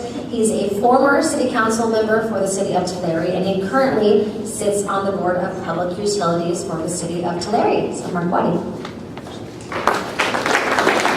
So that's Adjudication 101. I would hate to see the gas courses. And while Scott's presentation is fresh on our mind, you know what, certainly adjudication is something that we want to avoid, and there was two other steps that maybe we can do, hopefully the local control. But the one thing and my comments here are going to be not kind of a farmer rambling, just some general thoughts. It's not going to take long. But one thing about adjudication is it does give certainty to what our situation is. And frankly, what we're talking about here, there's a recently passed law, there's some cleanup legislation that's going to iron out some detail. But that doesn't say that a legislation in the future couldn't change this. And we have another set of rules that we have to abide by. So that is out in the future, and that's probably the only one good thing about adjudication is these are the rules, and these will be the rules of perpetuity that we can have. Sustainability, that's that angle down ground to depth to groundwater is what we have to fix. We have to get it somewhere near flat. Well, in the absence of additional surface supplies, the only way to do that is to curb our use over time is fallow land. I mean, it's just that simple. And along those lines, I might have growers producers think about, you better not have, depending on what basin you're in, you better not have 100% of your property in permanent crops. Because I think in any given year, we're going to need to take some of the drier years, again, depending on what your allowable pumping is, you're going to need to be able to fallow some land. So I would hopefully you could take your row crop land, take that water supply, and go support your tree crops. So there's just some things I think that are coming down the pipe. And sustainability. And at some point, we're going to arrive within the basin, however that is defined, that will be the amount that, in layman's terms, that we will be allowed to pump over time. Well, if you have an area that has a history of, and so that amount is basically going to be whatever historically gets brought in is what we're going to be allowed to pump, plus whatever rainfall we get credit for. So if you're in an area that, say in Exeter or some of the better, that have a significantly higher water rights than other areas, I would think they're going to come out of this thing with a lot more ability to pump water than areas, certainly the worst areas, what they call white paper areas, that don't have any overlying ditch company or historic right to surface supplies. So I don't know how those areas are going to have ability to pump any more water than what you could say from rainfall. And then that goes to the value of those properties. You know, what's the, and our ability to borrow money against it. So these are all things that are out there, and again, we heard all these specifics, but us farmers, we kind of like get down to nuts and bolts, and how's it going to affect me and my farm? Our pumps are all going to be metered. We're going to have to report that to somebody. And, you know, this is a real change for us, and as distasteful as this is the law. We're going to have to abide by it. And the state have allowed us to at least take the first cut at it locally.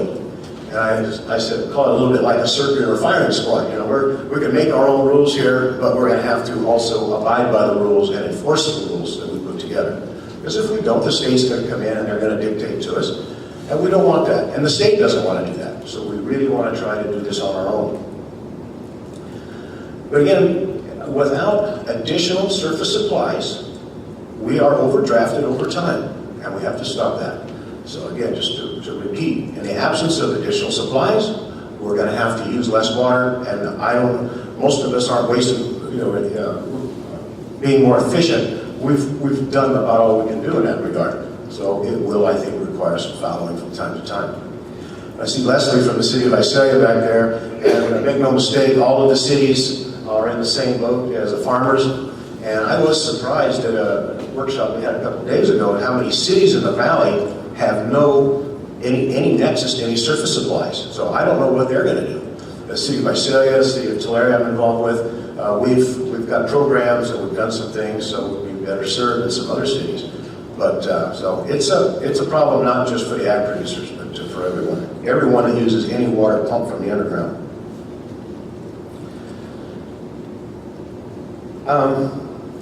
That's really just all I wanted to point out. Some of the practical, what I think are some of the practical ramifications of what's headed our way. And if you allow me just for a couple minutes to talk about some, maybe not groundwater management, but just water in general. It's a little disappointing, our turnout today. Maybe it was our fault for not getting the word out better. But I think it goes to the lack of sense about the average producer about what's headed his way. And we as a producer group, we need to get more engaged. We need to get more involved because it is our livelihood. And at the end of the day, you know, we're all out here planting pistachio trees. We're not even going to get our first nut for 6 years and almonds, and we're doing this stuff. And, you know, our children and our grandchildren's livelihood is at stake here. And we need to be part of the process and do the best we can with it. And be advocates for what we do. And I've got one little, how much water does it make how much water does it take to make a cheeseburger? And I did this at a House Resource Committee in Fresno a couple years ago, and there was several congressmen there, and he said one of the best presentations they'd ever seen. But we need to be advocates for what we do, what we produce, and be proud of it. And so anyway, I want everyone in their mind to think about how much water does it make to take a cheeseburger. And for all of you that have seen this before, no cheating. But just get a number in your head. Okay, the bun. How much water does it take to make a hamburger bun? Quick thing. 11 gallons of water. It takes water to grow the wheat to make the flour to make the bun. Slice of lettuce. Single slice of lettuce. Not too much. Gallon and a half. Tomato slice. Again, not too much to it. What's it say here? 3 gallons. Oh, pretty low. Slice of cheese. There's dairymen in the room. How much for a slice of cheese? 56 gallons to grow the forage, to feed the cow, to make the milk, to make the cheese. Slice of beef. Single patty of beef. 616 gallons. So all told, 698.5 gallons of water to make a cheeseburger. That's what we ag producers do with our water. We don't stick it in our pockets, we don't drink it, we turn it, and just think of all of the people that once we produce the beef, we produce the milk, we produce the flour, think of all the people that make livings off of that. We start an economic process that many people piggyback on. So this is just a way of encouraging growers to be more proactive and to be involved and to stick up for what we do. One last thought. In California, we call it, and these are California state's numbers. now mind, of the developed water, that's the water that we put our arms around and put behind dams or here and there, not stuff that just runs off. Of that water supply, 10% is used by urban customers, cities, 10% is all. Ag uses 40%, not the 80% that's constantly been thrashed around. So the balance, 50% of our water today goes to environmental uses. And that's refuges, the various uses. A lot of it, of course, is fresh water that we put down for increased water quality, to account for water temperatures, to accommodate fish, and so many things. And a frustration I have as a grower is that 50% of our water supply gets very little attention. It gets very little talked about. Governor Brown, and it's a great thing, he wants the urban people to cut back by 20%. That's a great idea. If you take a 10% supply and cut it back by 10% supply and cut it back by 20%, how much water have you really saved? Not so much. Certainly agriculture under continued scrutiny about how we're using our water. We need to do a better job with it. No argument there. But we need to apply that same scrutiny to that 50%. Are the fish species doing better? Is the water quality improving?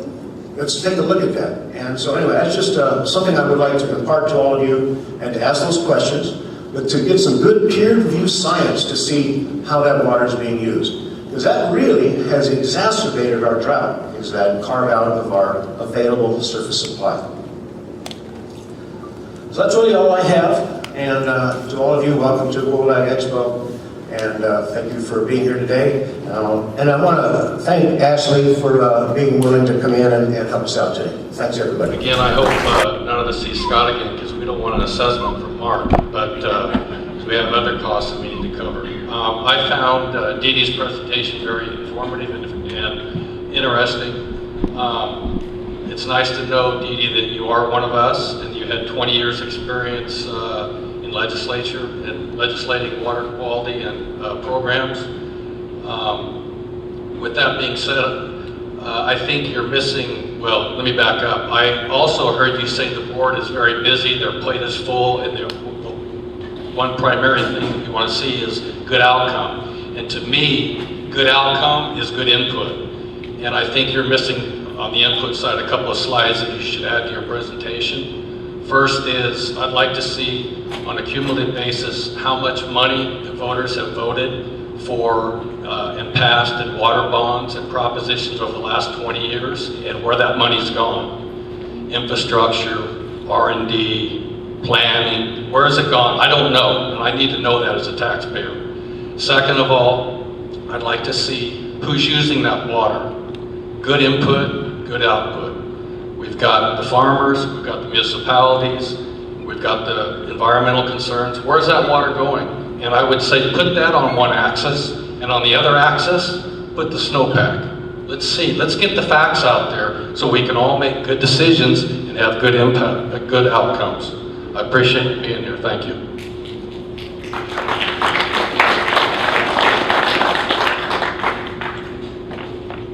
I just want to thank you. Where'd you go? I want to thank you for your comments and attempt to answer it to the best I can. First of all, on previous bonds, there was a big push by this community to get storage in this bond, and it hadn't been in previous bonds, even though there was an effort.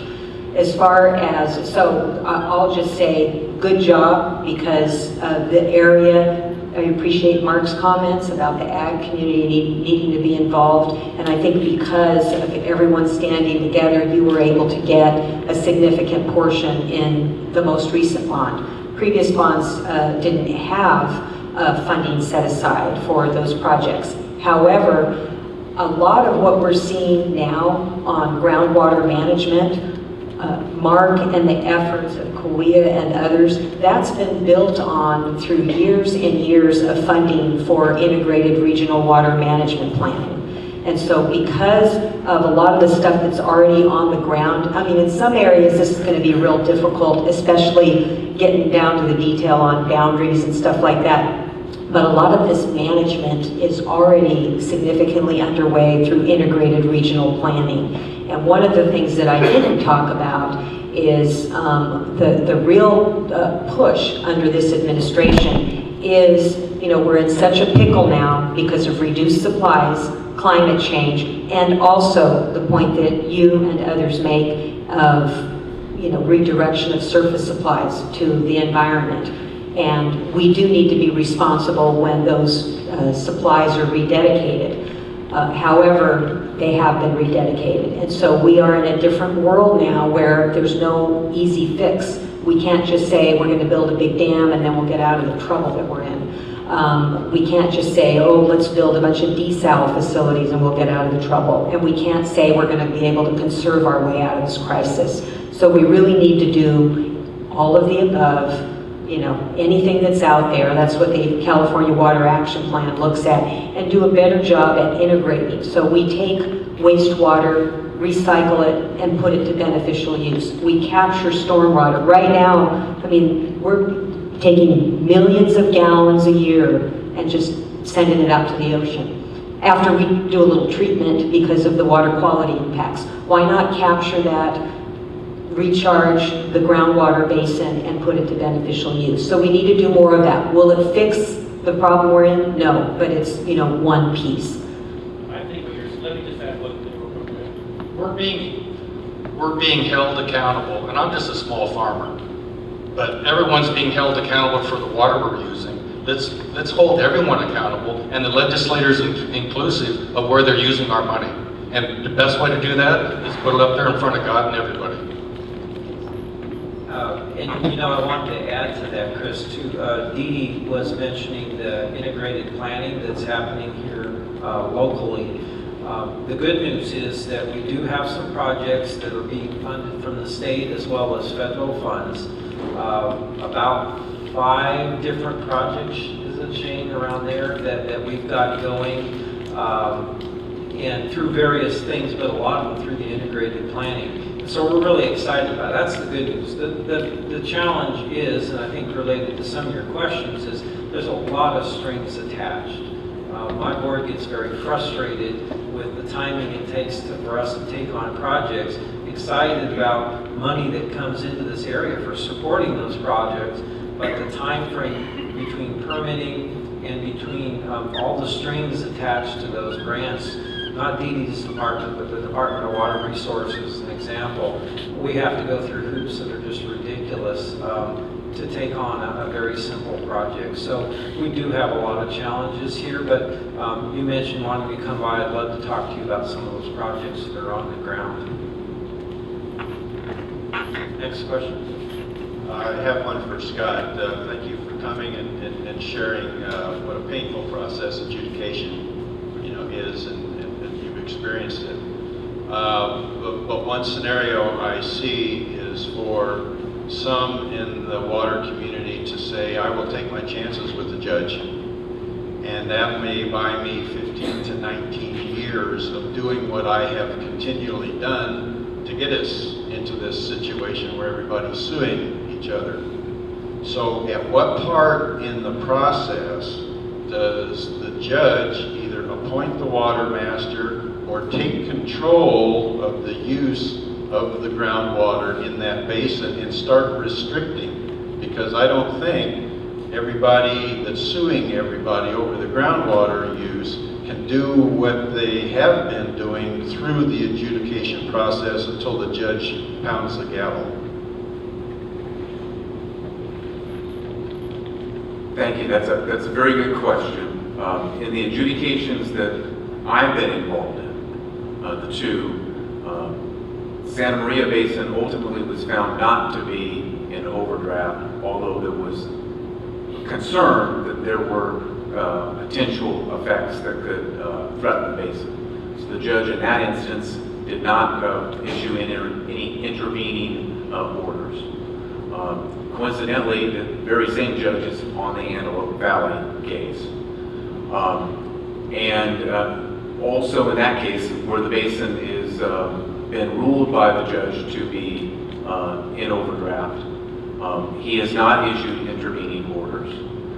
But no party is able to increase or change their rights by what they are doing during the period of adjudication. So you can't, if the question is in part, can the rights be improved or increased over time, that will not happen.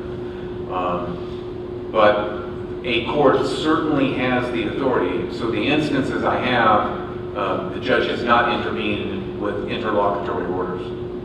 But first and foremost, the judge will have jurisdiction and authority to preserve and protect the basin.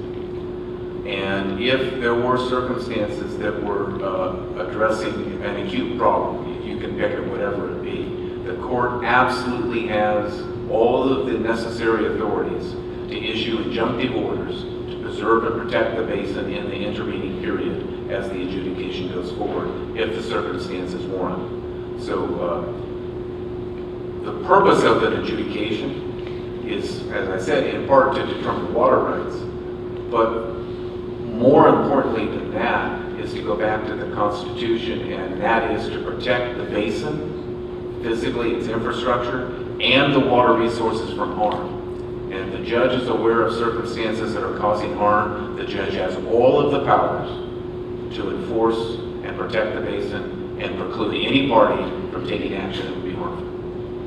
Does that answer your question? For presenting this information in such a concise way. My question, and I'm not trying to put anybody on the spot, but if you know the answer, who is watching out on the cleanup legislation? Is there anybody from AG? Is it somebody besides Aqua up there keeping, trying to keep things in line on that? What can we do to hold our elected officials more accountable for the unintended consequences? And my one observation is, if every Farm Bureau member in the Valley joined Sierra Club for $25, I think it would radically change that organization. Just a suggestion. There are several groups that are involved with that process of what's being called the cleanup legislation. I think to describe that a little bit, some have visions of maybe changing the whole aspects of how the act is implemented, which I think isn't going to happen because it's fresh off the the legislators' slates as they developed that and Brown approved it. I think we're going to see more rounding of corners and simplifying some things maybe that weren't clarified before. But there's several groups like the Valley Ag Water Coalition that I know has been involved with that. Aqua has for various subcommittees. There's also a big effort to work with the state water resources, or the Department of Water Resources, to talk about the rules and regulations that they're putting into place and how they might implement those, and advising them on things like what should be in a plan, how should an area define their boundaries if they're going to change that up, how do they report as being the agency, some of those things. So there's several efforts from several angles, and I know of a lot of local individuals that are involved in some of those efforts. Will it be Pavley and Dickerson that is going to clean up their own legislation, or is there going to be other people involved, other legislators involved? Anybody know the answer to that? Real good question. I don't know the answer to that. I haven't heard yet of any individuals that have been involved. Thank you. If I could just comment, representing, as the only person here from the administration, when the governor signed the bill in September, he included in his notice that he was open to some reform on streamlined adjudication and also in the area of groundwater recharge. So those are the two areas that he's indicated a willingness to take a look at. And so I do know that his staff, our board would be pulled in, Department of Water Resources, to provide any input in those two areas where he's already committed. As far as, any other efforts, I think that there are bills that have been introduced, I just don't know which ones. Potential expedited adjudication process, and how would that happen? And let me do the other set. We're in the fourth year possibly of the drought, and the agency and basin determination has a 7-year process before implementation, 2022, if I get it right. As I wander around the valley, I see a race to the drilling rigs, and deeper and bigger holes are being poked in, and lots of water potential can be drawn out. How do we stop that? How do we short gap? What are the controls that might exist if this continues for 7 years of drought before these plants can actually be implemented? So, 2 parts: potential expedited adjudication process, and what are the safeguards for no regulation for basin determination and agency implementation?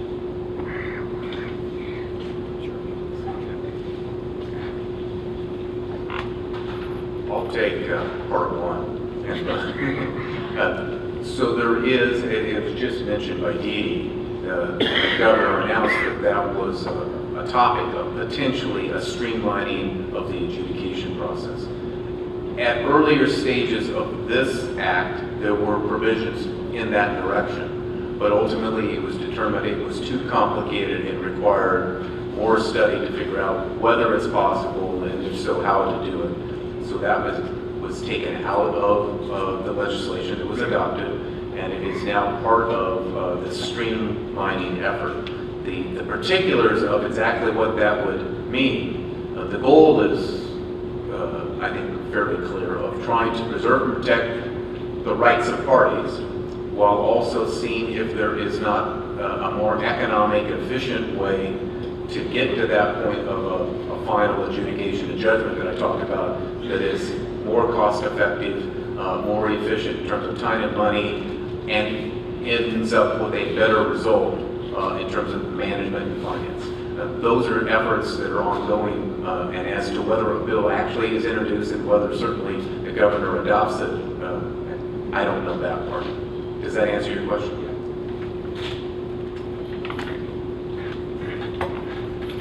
And I wanted to add to that a little bit. There's been 2 angles that I've heard about in terms of this shortcut in adjudication. One is the normal legal process. Is there a way to put some parameters in it? And isn't there another one on, I'll call it a quasi process, where maybe it's handed to the state board to lay out steps of a basin adjudicating themselves? That makes me a little nervous, because then again it puts in the hands of the state board somebody that being administrated instead of a judge. So I don't know if we gain much, but then again I haven't seen any specifics of that we used to enjoy. Although we all like to see that, and I think this area would strive for that, we're not being held to going backwards, but sustaining where it's at. And this is just more of an opinion than a conclusion or answer to your question, but clearly the groundwater table has dropped in reaction to this drought, and the well drilling that's going on is necessary to support both the municipal as well as the agricultural needs of the area. Without that, the impacts would even be greater to what goes on in this area.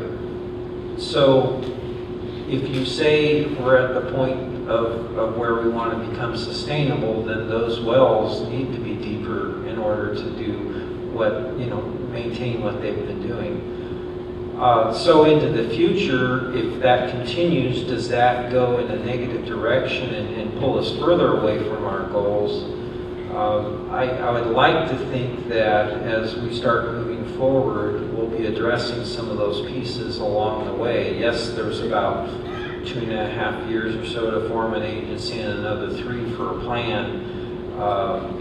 But I think the reality is, we're looking at this almost what's going to be a 4th year of a drought, and that's the bad news. The good news is when the wet years do come, which I'd like to think is next year, the groundwater table does react accordingly. It reacts a lot less than it does in a dry year where it drops even faster. but I would like to think that our cycle would break and that our groundwater table can recuperate. And then, yes, we have a lot more holes punched in the ground, but the needs are met and the groundwater table responds favorably. So more of a statement than an answer for you, Scott. Just a quick comment about all the new holes going in, and they certainly are. But you know, at least in the areas that have historically been farmed, don't forget, those are replacement holes. Those really aren't, they are new holes, but they're replacing holes that are not working anymore because of our lowering our groundwater. And another concept I'd like to make, and again, this is excluding the areas that have come under new cultivation, but the vast majority of acreage here in the central part of the valley, again, it has been historically farmed. As we've converted from row crops to tree crops, on our own farm, we have a dairy, and the acreage that formerly grew dairy crops, as we convert to almonds or pistachios, we're using less water on that acreage, and we're certainly using it more efficiently because it's all dripped. And where we had just historic row crops, whether it be field corn or cotton or anything like that, almonds probably use a little more, but not much. Pistachio usage is the same. So I think, again, I'm excluding the areas that have come under new or additional cultivation. But for the vast majority of the conversions to permanent crops, I think almonds especially have got really a bad rap because of these producers sitting there. I mean, we're getting by with less water than we ever have. And so, but anyway, again, the concept of all these new holes, yes, we're drilling new holes, but in my own case, I'm sitting waiting for my driller to come in and drill 6 holes. I've been waiting a year and a half. But those are all replacement holes. I'm not planning on using any more water than I've ever used, but I just need to get back close to what I used to have. So, thank you. Let me just respond briefly to the issue about the streamlining. So the adjudication streamlining effort has been in sort of 2 general directions. One is within the traditional court system, what are steps and actions that can be done to expedite that process? The other concept that has been explored is there another adjudicatory function or forum short of a superior court judge, some kind of administrative judge that could be dedicated to that process? And that's been explored as to whether that's viable or not. But the notion of the state board serving as the body to do this adjudicated process is really not viable, and it's not really being seriously explored at all. Does that answer your question? Right. It just seems potentially Full Employment Act and inefficient for water law. All headed in the right direction for the right reasons. It just seems so long that the damage can be done. Well, I appreciate your question. What happens in those intervening years, right? Back here in the back. Good morning. My name is Tricia Blaller. Many of you do know that I am the director for the local county farm bureau. There was a question back about is ag engaged in some of this cleanup legislation, and I just wanted to offer a little more perspective that yes, California Farm Bureau is working extensively on trying to monitor and chase down a lot of the loose ends that deal with what type of cleanup legislation may emerge in this legislative session this year. And I think too, the streamlined adjudication piece and then asking the governor to really go back and take a look at trying to put more language and as Mark said, well, rounding the corners on recharge and beneficial use of water for recharge.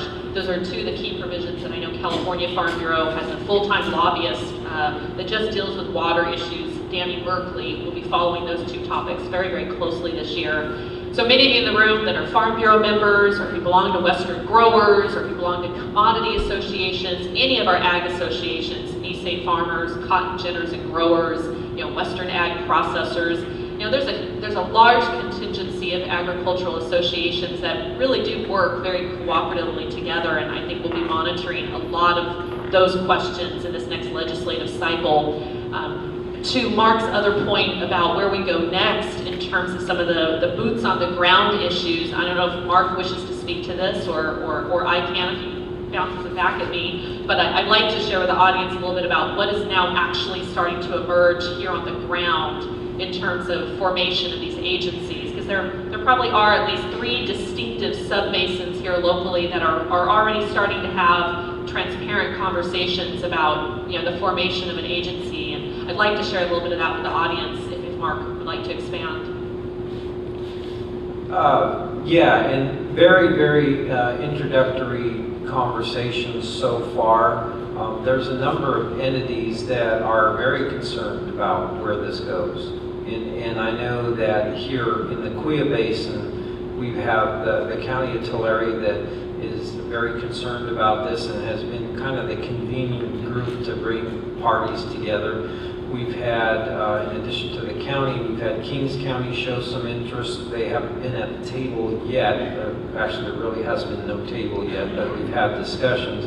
City of Visalia wants to understand this, see where their role is in this. City of Tulare been very active and a part of it as well.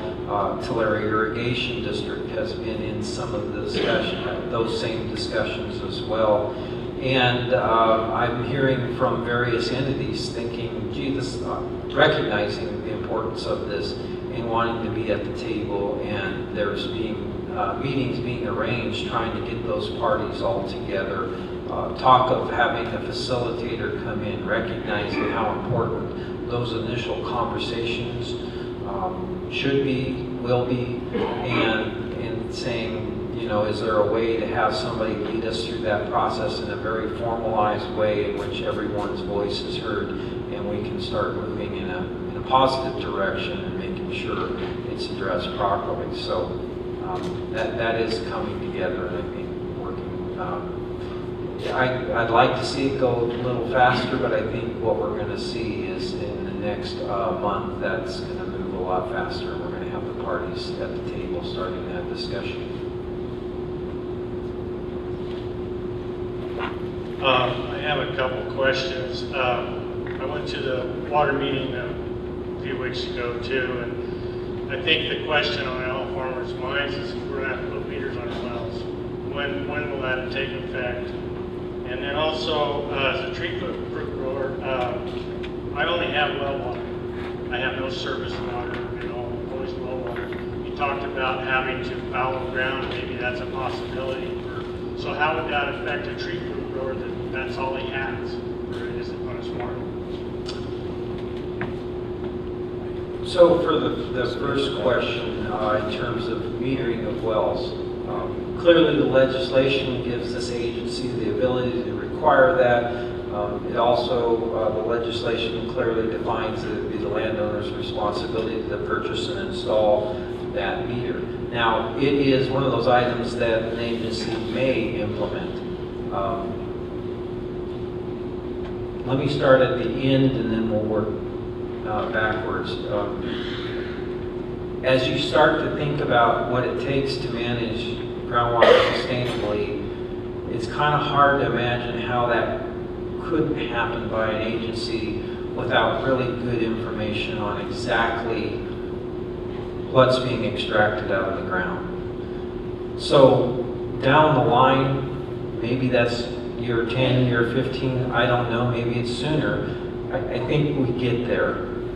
One thing though that I can talk about specifically here in the Kuya Basin that maybe delays that a bit is that I know that the Conservation District, my entity, has been working with developing crop use using satellite. We're able to take the reflective value of the green growth of the crop, and through root modeling, root zone modeling, and that satellite information, we are able to get a very accurate read on water use. And we're thinking that that helps in the development of a plan, whatever agency or agencies that get together to develop that plan. We think we've got good water use information that gets us to, I'll say, delaying immediately just requiring that metering activity. And maybe that carries us into the future as well, or maybe there's certain areas I can envision that are more of concern than others, and so those areas require metering and others don't. Then you get into fairness. So good question. I don't know all the answers, but thinking forward, it seems like it's going to be difficult to properly manage a basin without really good real-time data. Your second question again was related to... With tree-proofed... Oh, yeah, and the surface water, the fact that you don't receive surface water.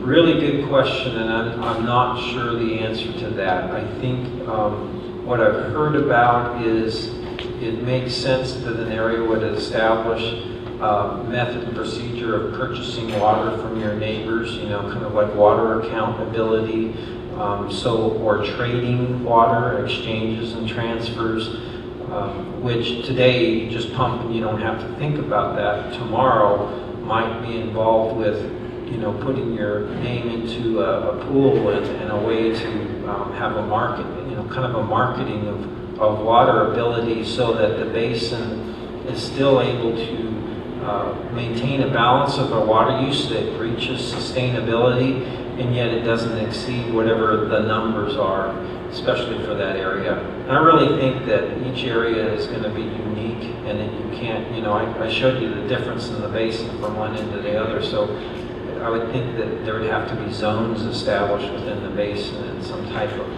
of way of managing the zones separately, but that's just speculation at this point. Just recently in the questions there's been talk about groundwater recharge, and we didn't discuss that a lot, so I wanted to hit that really briefly. And I'll use the Water Conservation District as an example. Since we were formed, we've been bringing in water, importing water as well as floodwaters off the Quita. We run that through the channels that are very sandy, also into recharge basins, and intentionally recharge the groundwater table to deal with the overdraft issues that we have. Unfortunately, at the state, there are some that believe that that is not reasonable and beneficial use of water. And as best I can understand it, it's because the district is not bringing in a drop of water and tracking where that drop of water is extracted and used to prove that it was beneficial use for this irrigation or that municipality. Instead, the district has done that more in bulk, and throughout California, that's a very effective technique, obviously, for dealing with the overdraft. Well, because of the fears of some at the state who don't believe that recharge is a beneficial use, one of the initial ideas was that that needs to be in this new legislation. And because it was a slightly charged subject, it got thrown out and was never put in the final language. So there's an effort to try to get that in now while we have a little more time to work on the wording. But there's some entities actually that are nervous about that because they think that means that there'll be, my words, a bigger straw being put in the channels to suck out water for recharge. Well, I don't think it increases the use of water for recharge. I think it establishes the use that's being historically out there and that we use today. So that's why you've heard this discussion about recharge as a beneficial use. We see that as potentially a huge issue if it does not get clearly defined in the future.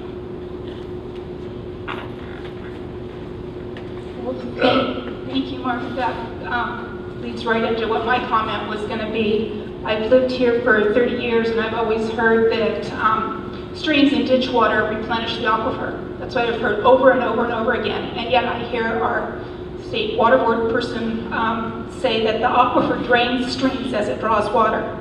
And you're phrasing a positive as a negative. And as long as that's the thinking that's up in Sacramento, that we're just draining the streams, that's got to change, because if there's no replenishing of the surface water going through, it's going to keep being redirected and the groundwater is just going to keep sinking. You've got to change your thinking, please. Change your phraseology at least. Well, I'll do the best I can, and maybe, Mark, if you could follow me, because I'm not a hydrologist. But there was, when we had our workshop on groundwater management, our concept paper, we had a whole team of scientists present information to us on this issue. And basically what it gets down to is the stream a gaining stream or a losing stream. And if it's gaining from the groundwater that's going into the stream. So the water in the stream is there. Either it's a combination, surface flows, and then also gaining from groundwater. In the event that you have so much overdraft going on, the stream could become a losing stream. It can actually draw from the surface supply and pull it into the groundwater. And it can get to the point where it's so severe that the stream and the groundwater are completely disconnected. So I think Scott had a good illustration where, it showed the groundwater connection to the stream. But where you have a severe case, it can actually disconnect it. And so this is not, something that the state board came up with. It's information that was presented to us by the scientific community, the Department of Water Resources. So what we're looking at on the slide that I had on an undesirable result is when you have a situation where you have a losing stream and it impacts surface supplies. So I know, some of you were just saying you've only got groundwater supply, but there's quite a few, areas where it's both groundwater and surface. So I'm sure you could understand a situation where if a surface supply is impacted, that will also would impact agriculture and other beneficial uses. And so an undesirable result would be a situation where you have an impact on surface supplies. And I don't know if... Actually did a pretty good job of describing that. There may be a language issue here that we've got, but what we're talking about is really the opposite, not the water infiltrating in, but the water that comes back into the channel. And let me describe that a little bit in a nuts and bolts way in our area. Due to the fact that this is coming on a fourth year of a drought, we've seen areas in the channel that have always been wet. After the water, as you know, we have ephemeral streams that shut off before the spring snow melt, so the channels are dry, but these areas are still wet. Why are they still wet? Well, it's not because of necessarily clay layers at the base of the channel, but because the banks have been full of water in the groundwater table, and it flows back in after the channel's turned off. So we're seeing areas in the district that everybody, hey, every time I drive over that bridge, there's always standing water, and there's none this year. What is going on? Well, I think what the state was concerned about what if that is not an effect of this drought, but we never see that water in that channel again because the groundwater table has dropped. So I see that as what the state is looking for, to say, wait a minute, that's an impact to the area, both to the environment as well as the users downstream. If that is no longer, to use Dee Dee's word, which is a good one, a gaining section, it's now a losing section, that's a change, and that's an impact that they're trying to avoid. I'm sorry, I should have indicated also, this was an area of intense controversy, and the Farm Bureau and other ag organizations expressed great concern about, I think, I don't want to speak for them, but the slippery slope of how far this could go. And so the legislation does provide for an additional 10-year period before the state backstop could go into effect on triggering for an undesirable result of this issue. So there's a little more time, I think, to get people to a place where they can better understand the relationship. Mark? A question for Dee Dee. Why can't the state leadership realize then that we need to, in keeping those streams full, that by increasing our storage with dams or just increasing reservoirs and lakes, to store that water, that rain runoff water, and then release it periodically in the dry season to replenish those aquifers downstream? Why can't we improve have our money spent to increasing storage that will allow those aquifers those streams to be replenished rather than losing it all at once in rain runoff? That's a very good point. And if you look at the California Water Action Plan, which was a document released by the administration a year ago. It has that very same approach on storage. So the water action plan is a 10-point plan. There's a whole section on storage, and on storage the focus is multiple benefits, including what you're talking about. And then if you look at Prop 1, the funding, there's a whole section in Prop 1 about how those dollars would be doled out, and the priority is for projects that provide for multiple benefits. I think the days are gone where we look at big storage projects just for water supply. I mean, I think you all have been very much impacted by the biological opinions, for example. And if we can utilize our reservoirs in such a way that they can provide for multiple benefits, holding water back for cold water for fish so that it can benefit the fish, and then when the water goes down the stream, it can be picked up incidentally by agriculture. There's a lot of ways to accomplish the multiple benefits, so you have a very good point, and I think Prop 1 and the Water Action Plan recognize that. The base period, Mark, that you had the chart up there earlier on, do you think that's going to be over a 10-year period, 20-year period? Just a speculation on your part, I know. These are some answers that probably haven't been done, but the base period of the time of what our overdraft is, of how much we're going to be allowed to pump. Yeah, okay, I'm trying to remember. I believe the legislation allows for some averaging, recognizing we're going to have years and periods like this, and then we're going to have really wet years. And so they I think, quickly recognized when the legislation was being developed that they couldn't, set a firm number and say that's what has to happen every year, because there's going to be ups and downs.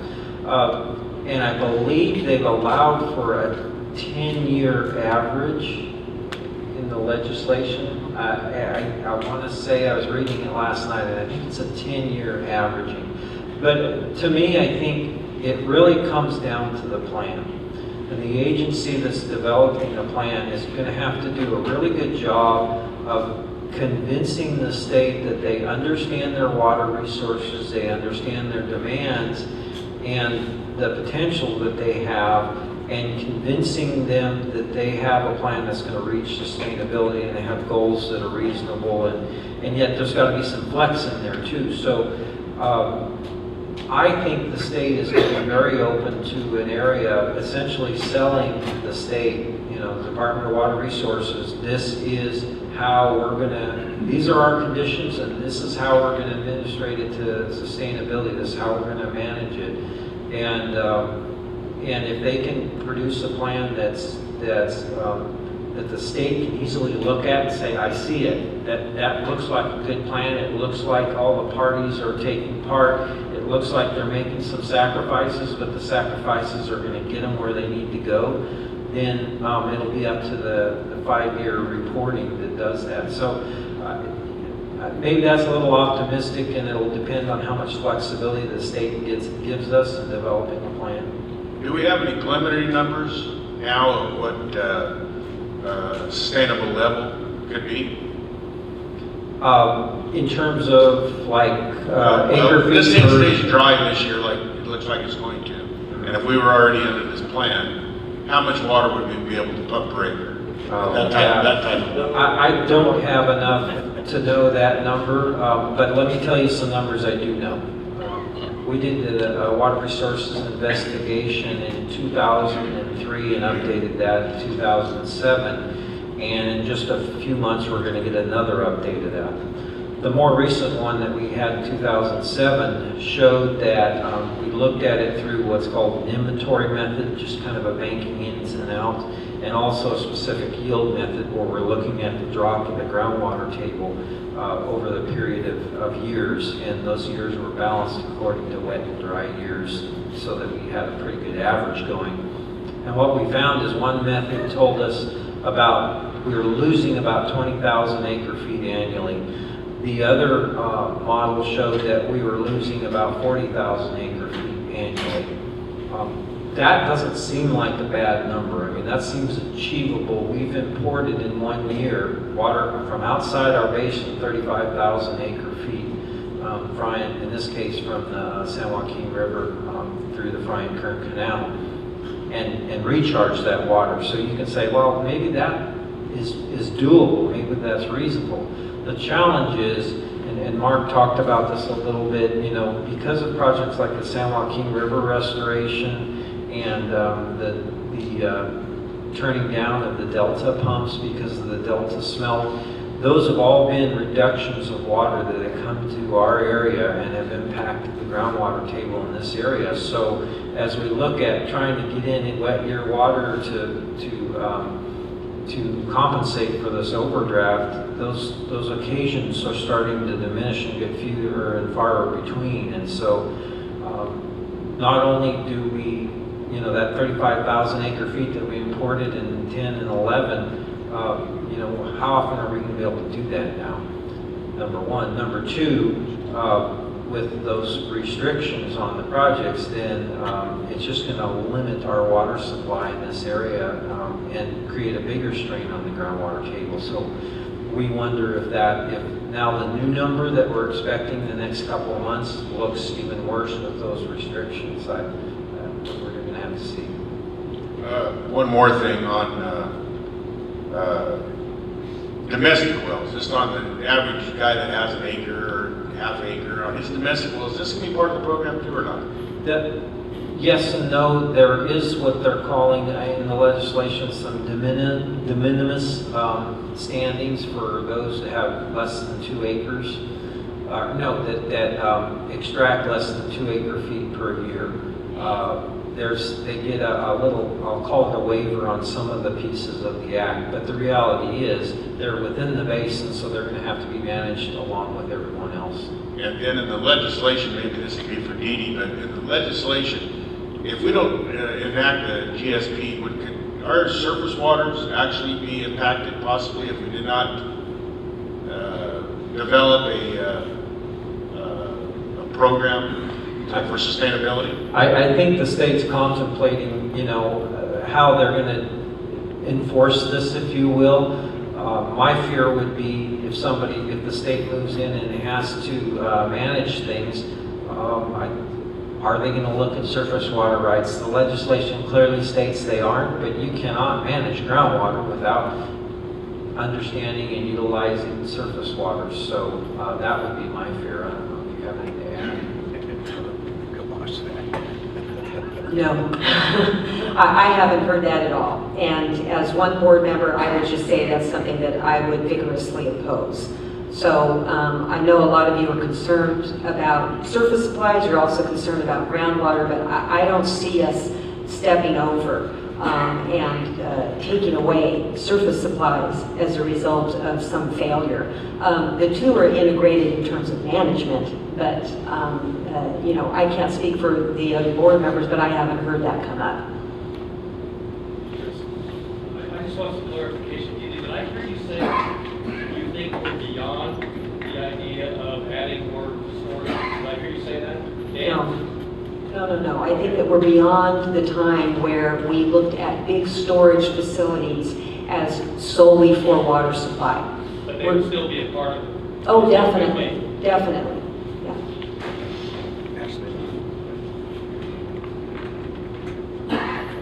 All right, well, I think that we are going to close for today. Thank you all so much for coming. Thank you to Mark and Dee Dee and Mark and Scott for coming, for Mark from the Conservation District for putting this on. And I'm sure maybe we'll be willing to answer questions later. I don't know, but thank you all for coming. That's it.